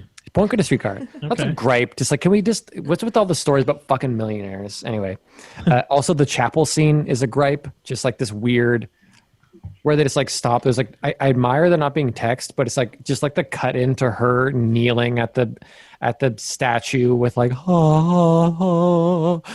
like virginal projection stuff. I didn't dig. But just like the old woman in general, that actor, like, I thought she was great. I thought she was charming. I thought she nailed it in almost every way. I thought she was wonderful. Totally. The shot of the kiss, their first kiss, just from the waist down. Wow. What a big like. I thought that was wonderful. Yeah. I said Blondie, like Ken, was he in like a padded suit a bunch of the time? Yeah, I think so. I don't know. It was funny. It was like a likey grape. I was Okay. like, I'm why? glad you liked it. I'm glad you liked it. Padded like a fat suit or padded like shoulder pads? Like enormously broad shoulders. enormous shoulder Yeah, pads. 100%. Yeah. But not just like shoulder pads, like they'd padded his arms. Like it was weird. Or maybe the dude was ripped on top. Who Maybe. knows? I thought I laughed at Ken's line where he's like, if you ever need anything from me at all, for example, someone to love, man, Yeah. I thought was Yeah. fucking hilarious. Like connected with his sweetness. And then the big like was just the emotional break right at the end of the last scene. I thought was great, and it got me. And big like. So yeah, I had quite a few, but that's everything. Miranda. So I don't know if you guys are aware, but I think you do a different format of this section every podcast. So I don't know if you want like likes of one movie, likes and gripes of one movie, Where likes does your of each heart? movie. What does your heart say? I'm going to talk about Unfair to Remember. Okay. Great. I liked the open. What? Some soft criticism. I just a love constructive no, feedback. I agree. because she's right. So I definitely right. 100% Gripe. agree. Yeah, first gripe, you don't. I do don't this host this consistently. fucking show. As your Yeah. number one fan, First- I think. First, like the show. Second, Second, like. gripe how you conduct yourselves on the show. Okay. All right. The opening, I wrote like yes snow, yes song, yes winter, yes New York. We're here for it. No. Yes, I liked it. Like also to right into it, what's going on? I'll tell you, I'm the news. It was like right off the bat. We've spoken about that. It was very good. Kind of gripe when our main man was like, well, I tried to have sex with you, so bye. Like it was just so apparent that he is. I just don't like that. I don't like it. How does mail work on boats? Yeah, how does mail work on boats? Telegrams. Yeah, but So can you elaborate a little bit, Sean? Because I knew you would have the answer are to they? this. Can you do it wirelessly? Is it like Absolutely. a radio telegram? It's a In the fax. 50s, yeah, in the 50s, yeah, there's wireless technology. You can beep beep beep beep beep beep beep beep, and it picks up at a with trans- Morse code? Yeah, that's how telegrams work. That's telegrams. Okay, fierce, great. And you could do it onto boats. Well, yeah. It was just one of those. That's- We both turned and went like, "Wait, how does mail?" How do mail Boats. boats? Yeah, totally. I imagine boats would be like the main place you use Morse code. All right, It would. It was. Yeah. I'm pretty sure All right. invented for it. Yeah. I'm the dummy. Hey, Okay. could both of you fuck right off real quick? Just Well, Hey. that's what you get when you insult our show. Yeah. Guys, I love the show. You have to She's know. literally our I biggest fan. literally listen She's to every. literally our only fan. Wait, Okay, moving on OnlyFans? then. that's why it's called OnlyFans. Lightning Yeah. round. Lightning 'Cause you round. have one. Citizen skip. Lightning round. So for That's the another grandmother, criticism from Miranda. Daniel. It's supposed to confess. the lightning round is shutting not up. lighting enough. Okay. She's not like, okay, so grandmother opens this painting that her grandson has done, and she's not like shocked or taken aback or out of breath at all with this like Xi Jinping style painting It's of beautiful. her dead husband. Of like the glorious leader. Yeah. I was like, okay. Where are you gonna put Yeah, that? a bigger- Is that above the fire now? Like, No, what it's do above you... your bed. It's above her bed. Oh, I don't like it. I didn't even see that part. True love is the first woman to refuse you. You missed it. I Okay. missed it entirely. Yeah. A couple lines I loved was winter must be cold for those with no warm memories. I have also had that is the good. if you're ever in need of anything, like someone to love you. Just, you know. Same thought You about know, that. maybe. And at the end, if you can paint, I can walk. Anything can happen. Ah, what a final scene, guys! Oh, Yeah, I have that as an line. ironic like. Sean, how do you like his performance, but not like And then, lines okay, of poetry? I'm almost done. The children's choir came out, and I was like, "Ah, finally, doe a deer."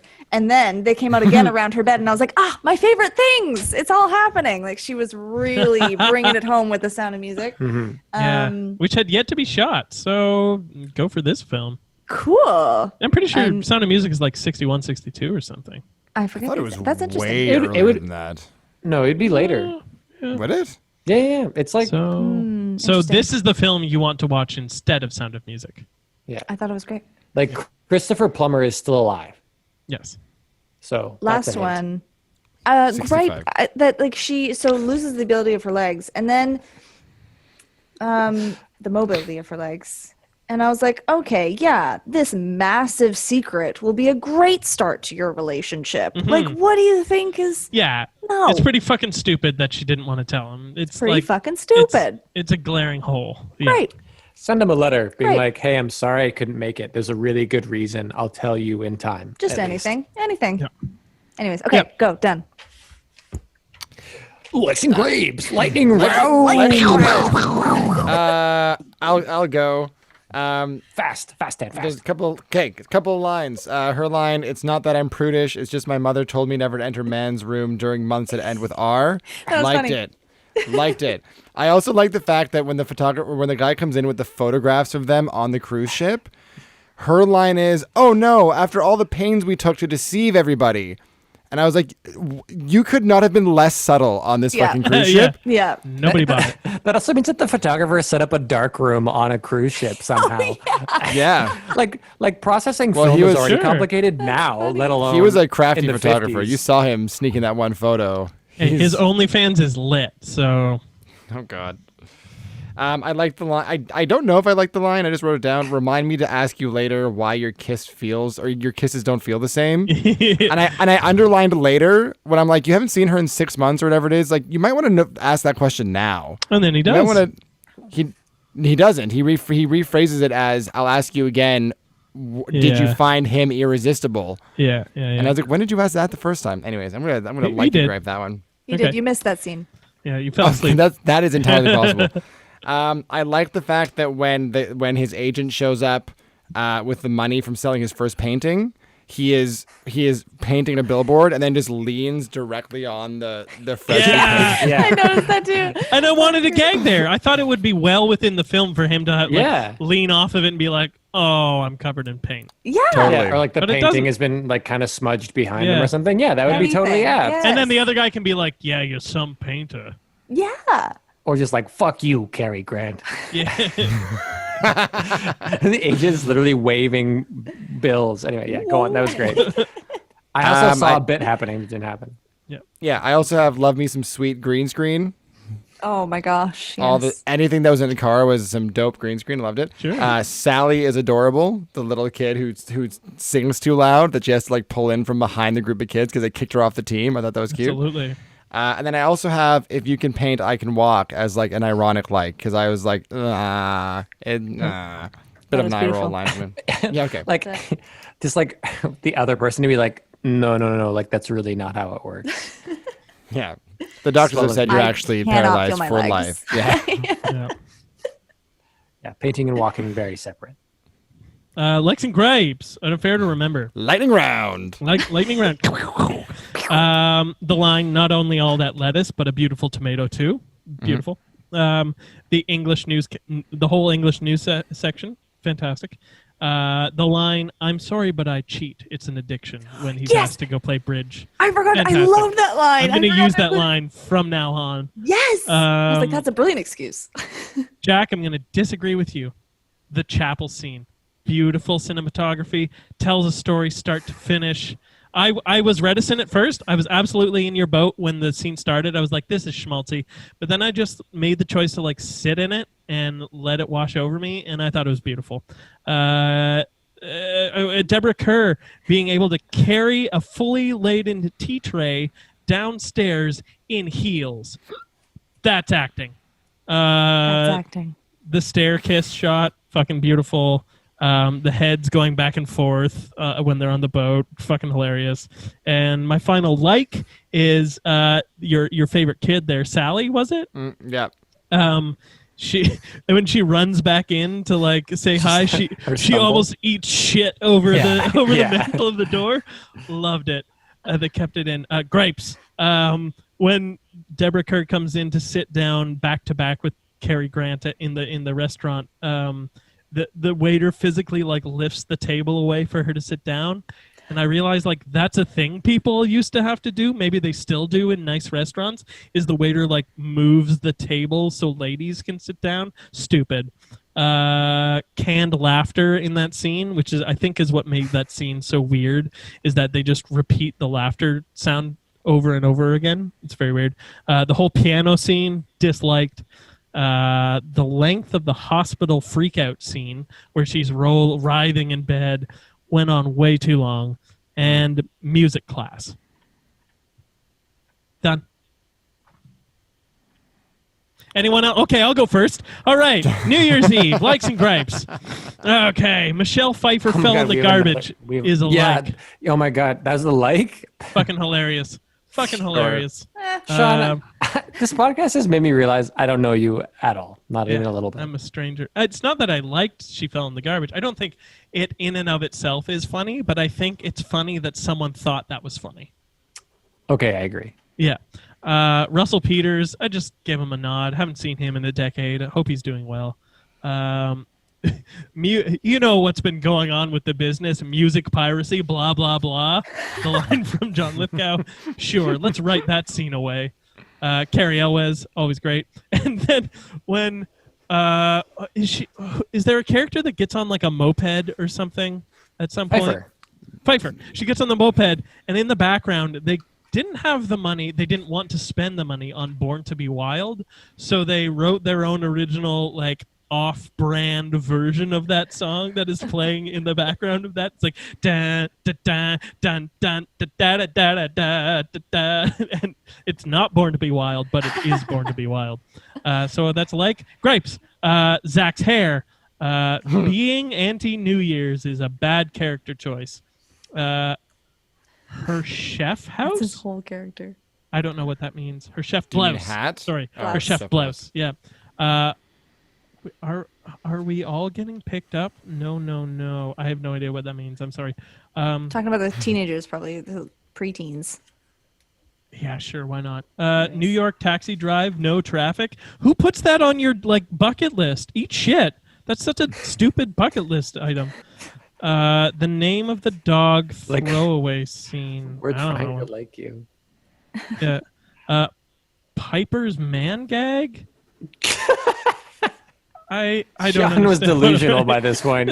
Yes. Piper's mom gag. Oh yeah, Piper's mom gag. I was so done with that the first time she showed up. yeah. What? Ryan What are you Seacrest. talking The about? Piper's sneaky mom. chaperone Piper's mom. mom? Yeah, Yes. the sneaky mom. Yeah. Oh, I loved that. He was You guys are kind of crazy. funny. Awful. Ryan Seacrest was awful. And Ryan Seacrest. American occupation of the Middle East. All right. As a like or Gripe. okay. Let's be clear. Okay, I'll go next. So the line, the film opens with something, something, something. That's why the entire world comes together on one night to celebrate New Year's Eve. Boo, And I was they like, do not. Yeah. False. Not fucking true. Talk to Israel Yeah, and China. That's great. You called Yeah, it a whole that. bunch of Asians. Yeah, we are off to a very rough start, movie. Anyone else I love doesn't have the Christian calendar. Yeah. I love the fact that Till Schweiger is the head charmer at a charm school. Yeah. Oh yeah. Oh yeah. Big old like for that. And he charms people by wearing his hat wrong. That's right. He's wearing it the German way. I like Yeah. Safara Vergara. Thank you, Dan. I hate it. Sophia? What did I say? Safara? Sophia. Sophia? Oh, okay, whatever so her name is. She's funny. I did not like the tow truck driver. I thought he was a terrible character and not funny at all. He's a stand-up guy. Well, I've seen him in other stuff, and he's funny in other things. He just didn't have a read on that character, so he just sucked. I liked the Russian New Year's Eve ball repair guy. Big old gripe for Jennifer. No, I guess it was Hilary Swank's moving speech about the ball when she's addressing the news. Yeah, Ipecac the Fuck. speech, yeah. Yeah. Fuck that. I had that was a note about how the Glee Girls bit would sound ridiculous in the elevator. I liked the shot when they're about to kiss from outside the window and then the elevator starts moving down. I thought that was a nice shot. One of the only like real moments of some decent cinematography in this movie. Oh. Big They old probably just gripe for, couldn't fit the camera and it's an accident. Yeah. I mean, happy accident. Big old gripe for Mr. Buellerton. No movie. Wow, huh? No. I have Josh Duhamel looks weird without facial hair. I've never seen this man before, so I don't know. Yes, you have. That's my point. I didn't recognize him. You've definitely seen him. Yeah, for sure you have. He's in a bunch of stuff. He was in Transformers. Oh, I don't remember those films. Okay, well, He was in them. Big old gripe for throwing Bloomberg in the movie. Yuck. Fuck you, movie. He just is like there. There's no real reason except like, look, we got the mayor. And he looks like he's been dead for 20 years, and they're just like holding him together with clothespins. And we're 9 years later, and the clothespins have gotten tighter. Yeah. So he's been dead for 29 years? Yes. Okay, great. I liked the sneaky chaperone. Almost mom. 30. Happy New Year's. Happy dead years, Michael Bloomberg. 30 years dead. All right. Here's to 30 more. And then also, I liked Zach and Mitchie Fife's dance party at the end. I thought that was very cute. Yeah. Okay, I'll take it. Reverse order now. Some likes. There was that random wedding at the beginning that, The New Kids in the Block. Yeah. yes, attended.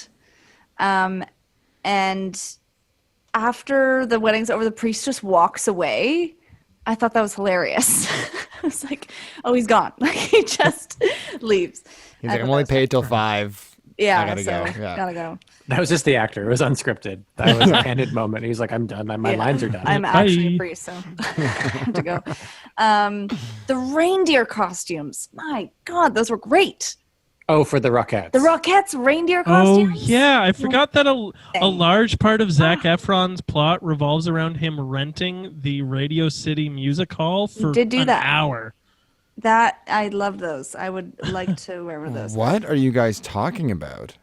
You missed it. It was another scene you He missed. fell Oh my asleep, man. God. It's been a long day, In the folks. trailer when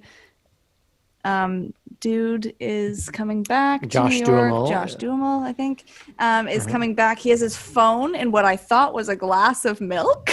I was like, is that a phone, a glass of milk? And Jack just turns to me and he was like, it's rice. I was like, right, okay. Makes more sense. So likey grape for that moment. I It's like also a phone-shaped really, Oreo. yeah, I was like, what the hell? I really like imagining De Niro's shooting day. Yeah, it was one we figured goddamn it was just day. one day, Yeah. and he just busted all that out. He's like, I get the light down? Okay.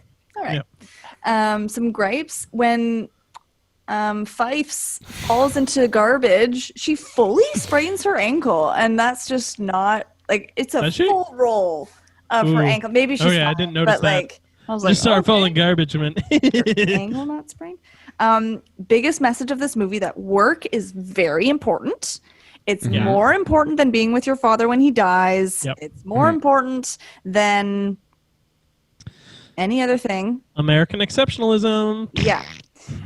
Oh my gosh, so many gripes about Swank. How, like she's like frazzled and she's stressed, but she's like super put together, and she's also not busy at all. She has nothing to do. She's just standing around Chatting with Luda. chatting with Luda. Yeah. The hospital where the pregnant women are trying to be the first ones. There's so many storylines in this movie. Is that like an only that hospital thing? Is this a countrywide event where the first baby you get money? I didn't understand. I was like, this feels like Oh God, if it's a countrywide thing, they definitely lost. right? Yeah. I was really Yeah. confused. I was like, how does this hospital have this? Every person would try and have their baby there. It's also so. Yeah, also, fucking why would you stupid. do What that? is Why would a that? hospital It's give really away weird. $25,000? Doesn't make any sense. Doesn't make any Because sense. the healthcare system in the United States is broken and And it's bloated? Like, it's the only. It's well, don't get me started. Continue, Miranda. Anyways, The government of say- China. all right. Also, I think Dan, you said this one. Same like Swank's her presidential address when she is like fully at this podium with all these mics. Like it's And it's on the screen. oh my gosh, yeah, in Square. Times Square. No, it isn't. They're just talking about a malfunction on the New Year's Eve ball. It's not People going in to be. fine. France. People You're in France are fine. desperate to see that ball drop in New York. God. So Fifes when she's on a scooter for the first time in New York City. Sure, that's Yeah. where to learn how to drive a scooter. I don't think so. Also, the whole ball crew is not stressed everyone No, is just no. hanging out. We're Yeah. just waiting. Yeah, for this literally movie their to jobs are arrive. depending on it. If I Yeah. was And a they're just like, technician, if I was a technician there on New Year's Eve and the ball wasn't working, I honestly wouldn't give a shit. Fair. All right. And then the last one, they're at the hospital with De Niro, and he disappears because he's been taken up to the roof by his daughter. And then one nurse asks, like, I can't find him. Like, asks the doctor, like, should I go look for him? And the doctor's like, nah, it's okay. What? What do you mean? Don't look for him. Like, that's a huge problem. So that was a gripe of, like, hospitals are better than that. Like, I shouldn't have asked for your permission, and your response is even more problematic. Yeah. We can't just lose patients. We need their money. Yeah. Amazing. I only have a few. Lightning. Oh boy. Thunderclap sound. I just have 4 second slap reaction as a gripe. I think it's Bon Jovi who gets slapped, and then and then milks a 4 or 5 second reaction that made me want to throw up. Just Luda in general. I don't know what it is. I don't like search out his music, but whenever Luda comes on, I'm always like, oh shit, it's Luda. Like, I enjoy him. He is fucking awful, and he's a cop, which is like doubly. What are you doing, man? That's very weird. The fact that John Lithgow is playing Angry Birds is one thing. That he's playing it on his fucking laptop, which is not a thing, is dates this show, huh? absolute bullshit. No one plays I don't think you can play anyway. Whatever. And then That's I just a good wrote, catch, actually. That's a really good point. yeah, it's a fucking mobile game. It's stupid. So and then I just wrote Oscar winners De Niro and Halle Berry. And that's just a like. I just enjoy the fact that these are people that have Oscars doing these terrible scenes together. And like Michelle Pfeiffer must have an Oscar, doesn't she? Or at least have been I don't think so. nominated multiple times. Probably nominated. For what? Yeah. But I will also say that Halle Berry also did that movie 43 movie a few years ago. Which is like the same production company as this, I'm pretty sure. That tracks because they're in the business of let's just throw 17 storylines at a film and hope something makes sense. Spend 85% of our budget on actor salary and then make $200 million. Yeah. And then the final gripe that I'm just remembering, I didn't even write it down. Speaking of the clearly scripted, like planned credit blooper shots, most of them, the as though they thought it was a funny prank on set to pull out DVDs and Blu-rays for Valentine's Day, the movie that they made prior to this one as like a blooper. Yo, eat shit with your pretending that your ad is a blooper ad. Yeah. I think I turned the film off before we got to that point. There's like a moment that like maybe it's Sarah Paulson. Or it's some of the pregnant people. It's Beale and Seth Meyers. No, right? it's what's her name? Carla Gugino, and she's delivering the baby, and she pulls the Valentine's Day DVDs out of her womb and holds them to camera. And then Jessica Biel takes them and she's like, "It's beautiful," and holds them to camera. And I was like, "Yo," because probably Valentine's Day was coming out on DVD and Blu-ray like around that time or something. Maybe. I was like, get the fuck out of here. No one believes that these are any spontaneous actions. Yeah, it's terrible. Anyway, that's the end of our 45-minute lightning round. Likes and grapes. Thunderclap sound. Likes and grapes. So essentially, we're going to quickly rate these movies. How it works is they've got 5 categories: looks good, sounds good, acts good, story good. I was going to say remarkability. What is the? That's kind of it. Rewatchability, enjoyability, whatever. Like kind of just whatever category, just extra point to give. And whichever movie gets the majority of the 5 categories is the Sophisticated Game of the Week. So looks good. Someone else start. Can I make a quick comment and praise of the podcast? Yes. Sure. This was a couple episodes back. Oh, dear. Sean, you said this, and I thought it was the perfect way to... No, it was really good. I thought it was really good because you said in terms of like sound and looks and stuff. I forget which one you were comparing, but imagining that you're sitting on a plane and you have one person watching one movie on that side and Right. the other person watching that movie on that side. Which one are you listening to and which Right. one are you watching? So I thought that was great. So my looks, I think, are going to New Year's Eve. I think that's the one that I'm going to keep looking over to because it's eye-catching. Okay. I like that position. Yeah, My philosophy has been spoiled. No, go ahead. I will have to agree just because it's more modern. It looks better. It's not neither film. What? Sorry, I couldn't hear you. What was that? Sorry. Boo! Great, got it. Yeah. Cool. Yeah, I don't know. I wasn't. Here's the thing. You're a very tired boy. We understand. I remember an affair to remember like it happened 20 years ago. So I don't really know what the cinematography was like. So I'm going to go with New Year's Eve because to me it was more memorable Okay. visually. And Daniel. it has more people that I recognize, Daniel. so it would catch my eye more on an airplane. Eye-catching. Thank you, Miranda. Eye-catching. I regret everything I've said if it's leaving. No. No. This. Based on something Sean said, I think the opposite of what he thinks about these movies. On to you, Sean. New Year's Eve has no cinematography whatsoever. They point the camera at the thing that needs to be pointed at, and it's done. Right. An affair to remember. That's literally Making your movies. praise for other movies. Yeah. When the we did the weaker one movie about the doesn't do reporters that, and when the Nixon. weaker movie does not do that, of course that is like the bar that has to be met. An Affair to Remember has so many incredible shots that just breathe. There's a lot of pacing issues, but I blame that more on the direction in the script. The kiss in the stairwell. I love the chapel scene. To be frank, I love it. I think the piano scene, as much as I hate everything about it, it was brilliantly shot. It showed every bit of emotion running through every scene is shown through the camera and not through the sound or the action. So, fucking Affair to Remember. I'm with Sean. I better remember. A tie. Ooh, a Ooh, tie we have for looks. I'll put it simply as that. I thought New Year's Eve was generally bad, but Oh. was cleaner. And I thought Affair to Remember was pretty simple, but it had a few scenes that really stick out in terms of wonderful, like, physical performance that I remember.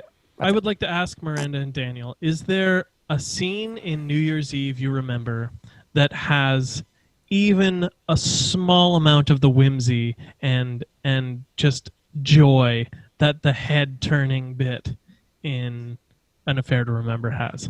Of course not. Of course not. When the doctor threatens Seth Meyers with a rectal exam, I think that Yeah? that Is brought that a some joy beautiful to my piece heart. of- when Luda cinematography? spun around in his chair, Yeah. that was comparable I to am the I am kiss from the dropping my waist down. pen like a microphone right now because that is a very good Yeah. point. The chair spin reveal from Luda, No. super whimsical, dude. So much whimsy. Or I in think the I'm changing my vote. bloopers, I'm changing my vote. That's a when good point. De Niro, All right, all when right. De Niro pretends that I'm he's just taking trying Halle to be Berry honest in the that if both wheelchair. were playing on an airplane and I hadn't seen either, That's fair. That's fair. to the colorful, flashy, lots of celebrities one. I'm not proud of it. I Yeah. agree that the cinematography is amazing in An Affair to Remember, but I need to sit down and watch it beginning to end. I don't know if it's maybe one of my favorite movies now. I love this movie it so was much. beautiful. Wow. But I'm just being honest that I approve the honesty. I just have to, as the now purveyor of your method to get to that realization, Go on. I have to stop that. I have to say no for this. Daniel, did you thanks, change your Sean. vote? Did I hear that? I Broke did my change my girlfriend. vote, but I think I'm going to change it back because I don't like how you're talking to Miranda. Oh, eat so I'm going to shit. go back Eat. to Thanks, Dan. Shit. to a dead tie for those two because I got Miranda's back. Fuck you, Sean. Fair Yeah. enough, fair enough. Tom Cruise yelling at people. acting. So no sounds. Sorry. I'm sorry. I'm so sorry. We bring guests on the show and they ruin it. She's had 3/4 of a beer. Okay, she's Yeah. hammered. I have a problem right now where I actually cannot consume enough food for how much I'm burning with biking to and from Oh, school. no. Oh, yeah, that's a real problem. It's 2 hours and I'm starving. Like Yeah, I I believe cannot keep up. I can't keep up. So mainly she's So hammered. This what is she's hitting trying to hard. say. Yeah. Yeah. So sounds good. I'm also going with an affair to remember. We're having a pretty minimal score. I thought their timing. Ooh, but then it's countered by the kids. Ooh, I haven't thought this through enough. I was gonna say Oh, the you know musical what? swells It's hit me countered in the by right Leah ways. Michelle.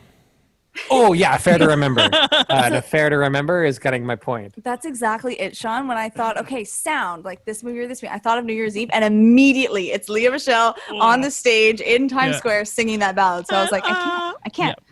Yep. So it's an affair to remember for me. New Year's Eve also has Bon Jovi singing, guys. Poorly. Yep. Does it? Yep. How dare you, Sean? What? How dare you besmirch legend. the name of the Name me- legend, Mr. Jovi? Name me one Bon Jovi song. Son of a bitch. It's my life. I will always there you love go. you. Okay. All right. You proved me wrong. Suck it. But also my vote goes to an affair to remember because of the kids, absolutely. actually. Oh my god. Daniel Great. loves kids. All right, acting. Acting. Wait, did Sean and Jack vote? Yeah, Jack we did. did. I think- Look, it's an affair yeah. to remember. Oh, right. Yeah. It's safe to say that all of Sean's votes are going to an affair to remember. I Correct. believe. Yeah. All right. So let's just not throw it back to him. So Acting is a tough one because there was to me, technically more acting in New Year's Eve. There were more Well- actors. well, to me, there's So like that's one more standout. There's one standout actor for me in an affair to remember. Taylor I Swank. wasn't definitely Abigail Jennifer Garner. Breslin. Wait, who did you say? Wait, I said Jennifer Garner. Common. So electric. So- That's your point. What's that? Electra. So Electra. Yeah. So $1 Million Baby. I'm not sure which one of those was in that movie, but that's the one I'm voting for. I would say that An Affair to Remember has one really strong performance in I forget her name, but the woman who played Terry McKay. I didn't think Cary Grant Deborah was Kerr. very- Yeah. Yeah, Deborah Kerr was phenomenal. I thought Cary Grant was like fine. But New Year's Eve had like all the actors you could ever want. It had De Niro and Cary Elwes, which are both like mwah. And Halle Berry. a really Halle Berry was fine, but Oscars. also a really yeah, right. But also a really charming relationship between Zachy Efs and Mitchie Fife. So I think I'm gonna have to, just because of the numbers game, go with New Year's Eve. I enjoy listening to you struggle to bring that point to life, Daniel. Thank you. An Affair to Remember is my vote. There was so much conviction in that explanation. You can lick my balls. No, Sean. you acted it good, way better than anyone in New Year's Eve acted. But yeah, Don't Affair lick to his Remember. balls, by the way. There's a pandemic. There's a pandemic, and Too close. it spread through balls. That's true. That's Especially true. the New Year's ball. For Deborah alone, I give it to An Affair to Remember. I thought she was spectacular. That's fair. She was incredible. Jack. Affair to remember. It All had right. acting in it. All right. And So the are we- grandma. Guys, sorry, the are grandma we was at- really lovely. 3-0 right now. No, it's two to tie. Two to tie. No, I changed. Oh, that's 2.5, right. 2 to tie. 2.5. 2 to Yeah, tie. you changed it back because you're petty. That's correct. No, I 'cause am. he's a good friend. Yeah, also correct. But This mainly podcast because is not about friendship. Let's make It's that mainly clear. because I'm petty. It's Story. Story. So now we have the same predicament. One has half of a story, then an other half of nonsense story, but then a good ending to the first story. And Yeah. the other movie has 8+ So many stories. mostly bad stories, but But more there's a lot. stories. There's a lot But, more Just but stories. again, ambitious. numbers game. Numbers No, no, game. There are arguably more good stories in What New are you Year's talking Eve about? than there are There's in like Affair one to good Remember. story. Right, versus a half story in An Affair to Remember. Oh, Daniel. But how much runtime? These movies are both like 119 minutes. So what is the percentage of the runtime for each that is runtime? good of runtime, as you Well, can tell I've had? Well, I would say that that Zac Efron and Mitchie Fife's story takes up a good chunk of I screen give time. them a solid 15 to 20% of the screen time. Yeah, that sounds about right. And Yeah. then what was the number 2 one that we said was the best De one? Niro. Right. Bobby D. Yeah, he didn't get enough screen time though, did he? So let's say No. This is 30% of this film is good story, and let's say 50% of an Affair to Remember, let's say 60% of an Affair to Remember is good story. It's just math. Yeah, that's just solid math right there, Daniel. Moving on. I mean, am I outnumbered here anyways? Does it matter what I say? No, Fair to Remember, because I also put Okay, well, this then it I doesn't also matter. put this category with writing, and since neither of these movies, if I'm being honest, has an exceptional story, one of the movies has at least some good writing, and that is an Affair to Remember. Whereas the writing in New Year's Eve makes me want to self-mutilate. Wow. All right. Well, Yeah. I'm you know missing what, then, a toe after that movie. You know, just because I'm petty, I'm going to go with New Year's Eve for my vote. Fair. So glad you're here, Dan. Great. A petty vote from Dan. You know what, Miranda? I expect more from you. I had your back earlier, and I thought I'm being thought you'd... genuine. I'm being so honest. Oh, are you? I'm so glad you're here. And then rewatchability. This is where I will shift, and I will say New Year's Eve. Yeah, I'm with that What? too. I couldn't sit through an know. Affair to Remember again. I couldn't sit through it the first time. I am ready to watch it tomorrow. It's- Are Yeah, you I could kidding I could me? watch it again tomorrow. Look, it's beautiful, and I had a lovely time watching it. I don't know if I want to watch it again. Maybe in my waning years, I'll let's put on an Affair to Remember My Love, and watch something from a century ago. You gain accents. Yes, in the after times. Yeah, as soon as you hit happens 50. when you're older. Yeah. Yes, I'm an old white man now, and this is how I have chosen oh my God, to I'm talk. so surprised with you. Yeah, But here's the thing: whereas that's too New bad. Year's Eve, where we have to give it credit is that it is No. yes, Sean, No. it is successful schlock. It is undeniably bad, and it almost knows that it's bad. Oh, it does. You know what I Actively. mean? I think it does know that it's bad, Yeah. which is better than just being bad and not knowing it. Let's be real. There is a version of this movie, and especially as New Year's of 2020, I long for the New Year's Eve party that I can host and have people over and put on this shitty movie as we get drunk and we're not really paying attention, and it catches our attention just enough to boo Lea Michele. And that sounds like a wonderful time and something that I would do like this year, next year, the year after that.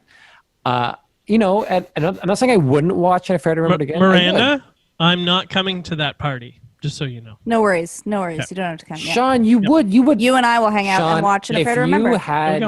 you had 6 more beers, you too would be like, shut up, Bon Jovi. Yeah, because there's for sure a drinking game in New Year's Eve. And Yes. there's not one in Absolutely, Affair to Remember. absolutely. Yeah, there's There you also go. in Affair to Remember, every time there's an overly long pause, you take a drink and you're shit-faced 20 minutes into the film. But that's not. Na- what na- you're name 2 describing more there- rules. What you're describing success. is the opposite of fun. That's not fun. No, Yeah, when I let's sit and New drink Year's in Eve- literal silence. Yeah, New no Year's one Eve is the opposite of fun. Okay? Sorry, not gonna put it again. Now I'm worse. Yeah, Sean, that's literally just not fun. That's so I'm funny. not coming to that party. That's So funny. Sean, I'll be That's there. fair. I'm Yeah, saying great. New Year's Eve, and apparently our New Year's Eve plans post-pandemic have now split. That's We're, good yep, to know. we're done. Sean, I'll come over. All right. Yeah, you come. Daniel, you go to Jack. There we go. All right. No, it's Great. Fair to Remember here. Yes, I agree. Cary Grant is not the strongest he's been.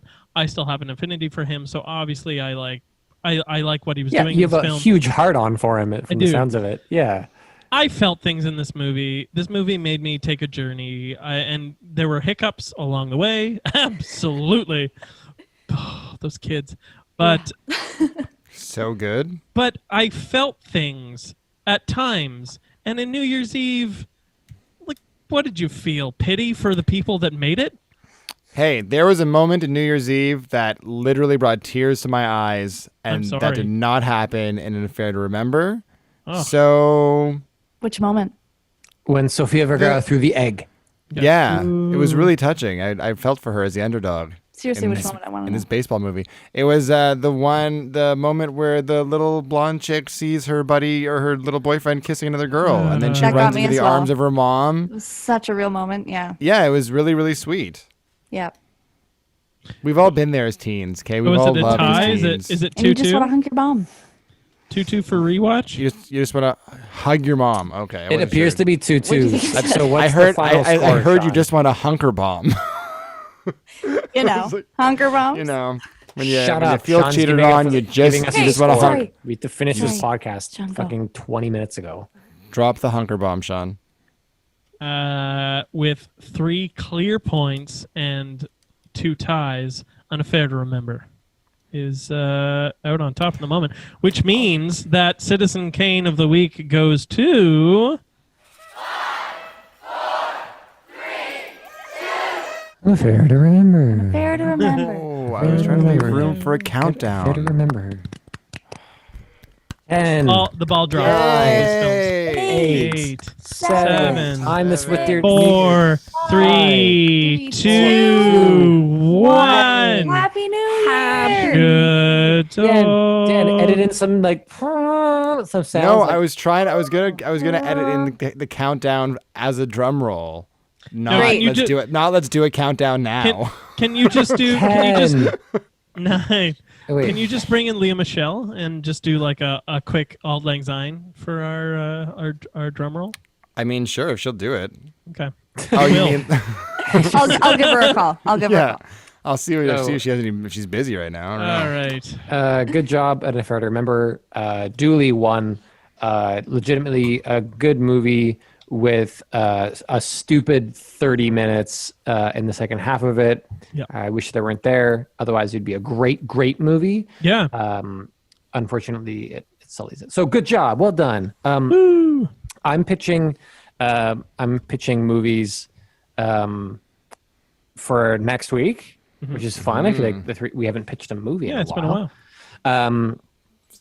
So on Literally account one week. on account of it being a new year, I thought I'd bring some year-based movies into the fray. Oh shit. Yeah. Oh, shit. Shit. I hope one So- is what I'm thinking.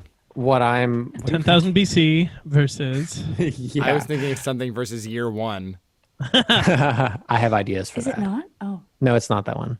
Oh. I Tell do us. want to pitch that one. So next week we're gonna do the classic 1984, I think, with John Hurt. Yeah, great one. Yeah. Never geez. seen it. Pumped to watch it. I think also apt given the always of our time. Rewatch talking 1984 once in a while. I know. These are What am I great. talking about?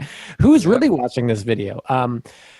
Versus what I consider to be a different kind of apocalyptic schlock, 2012.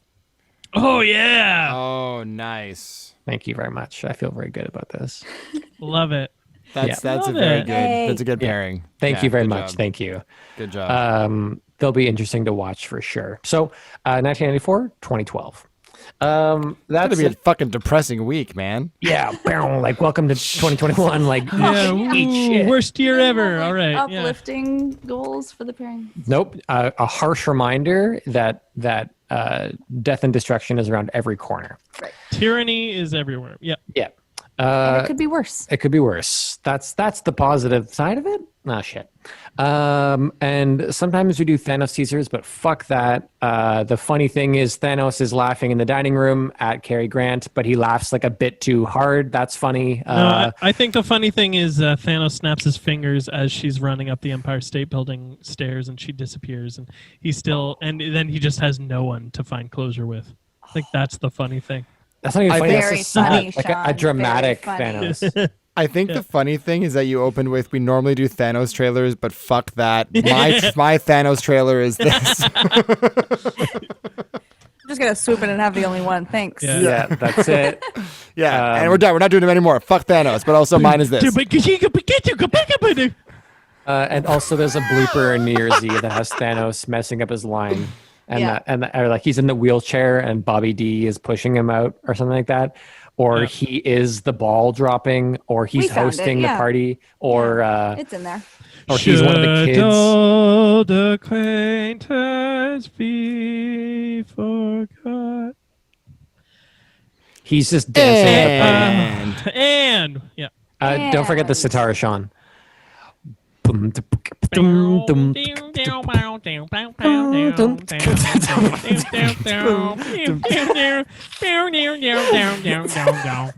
Citizen Kane.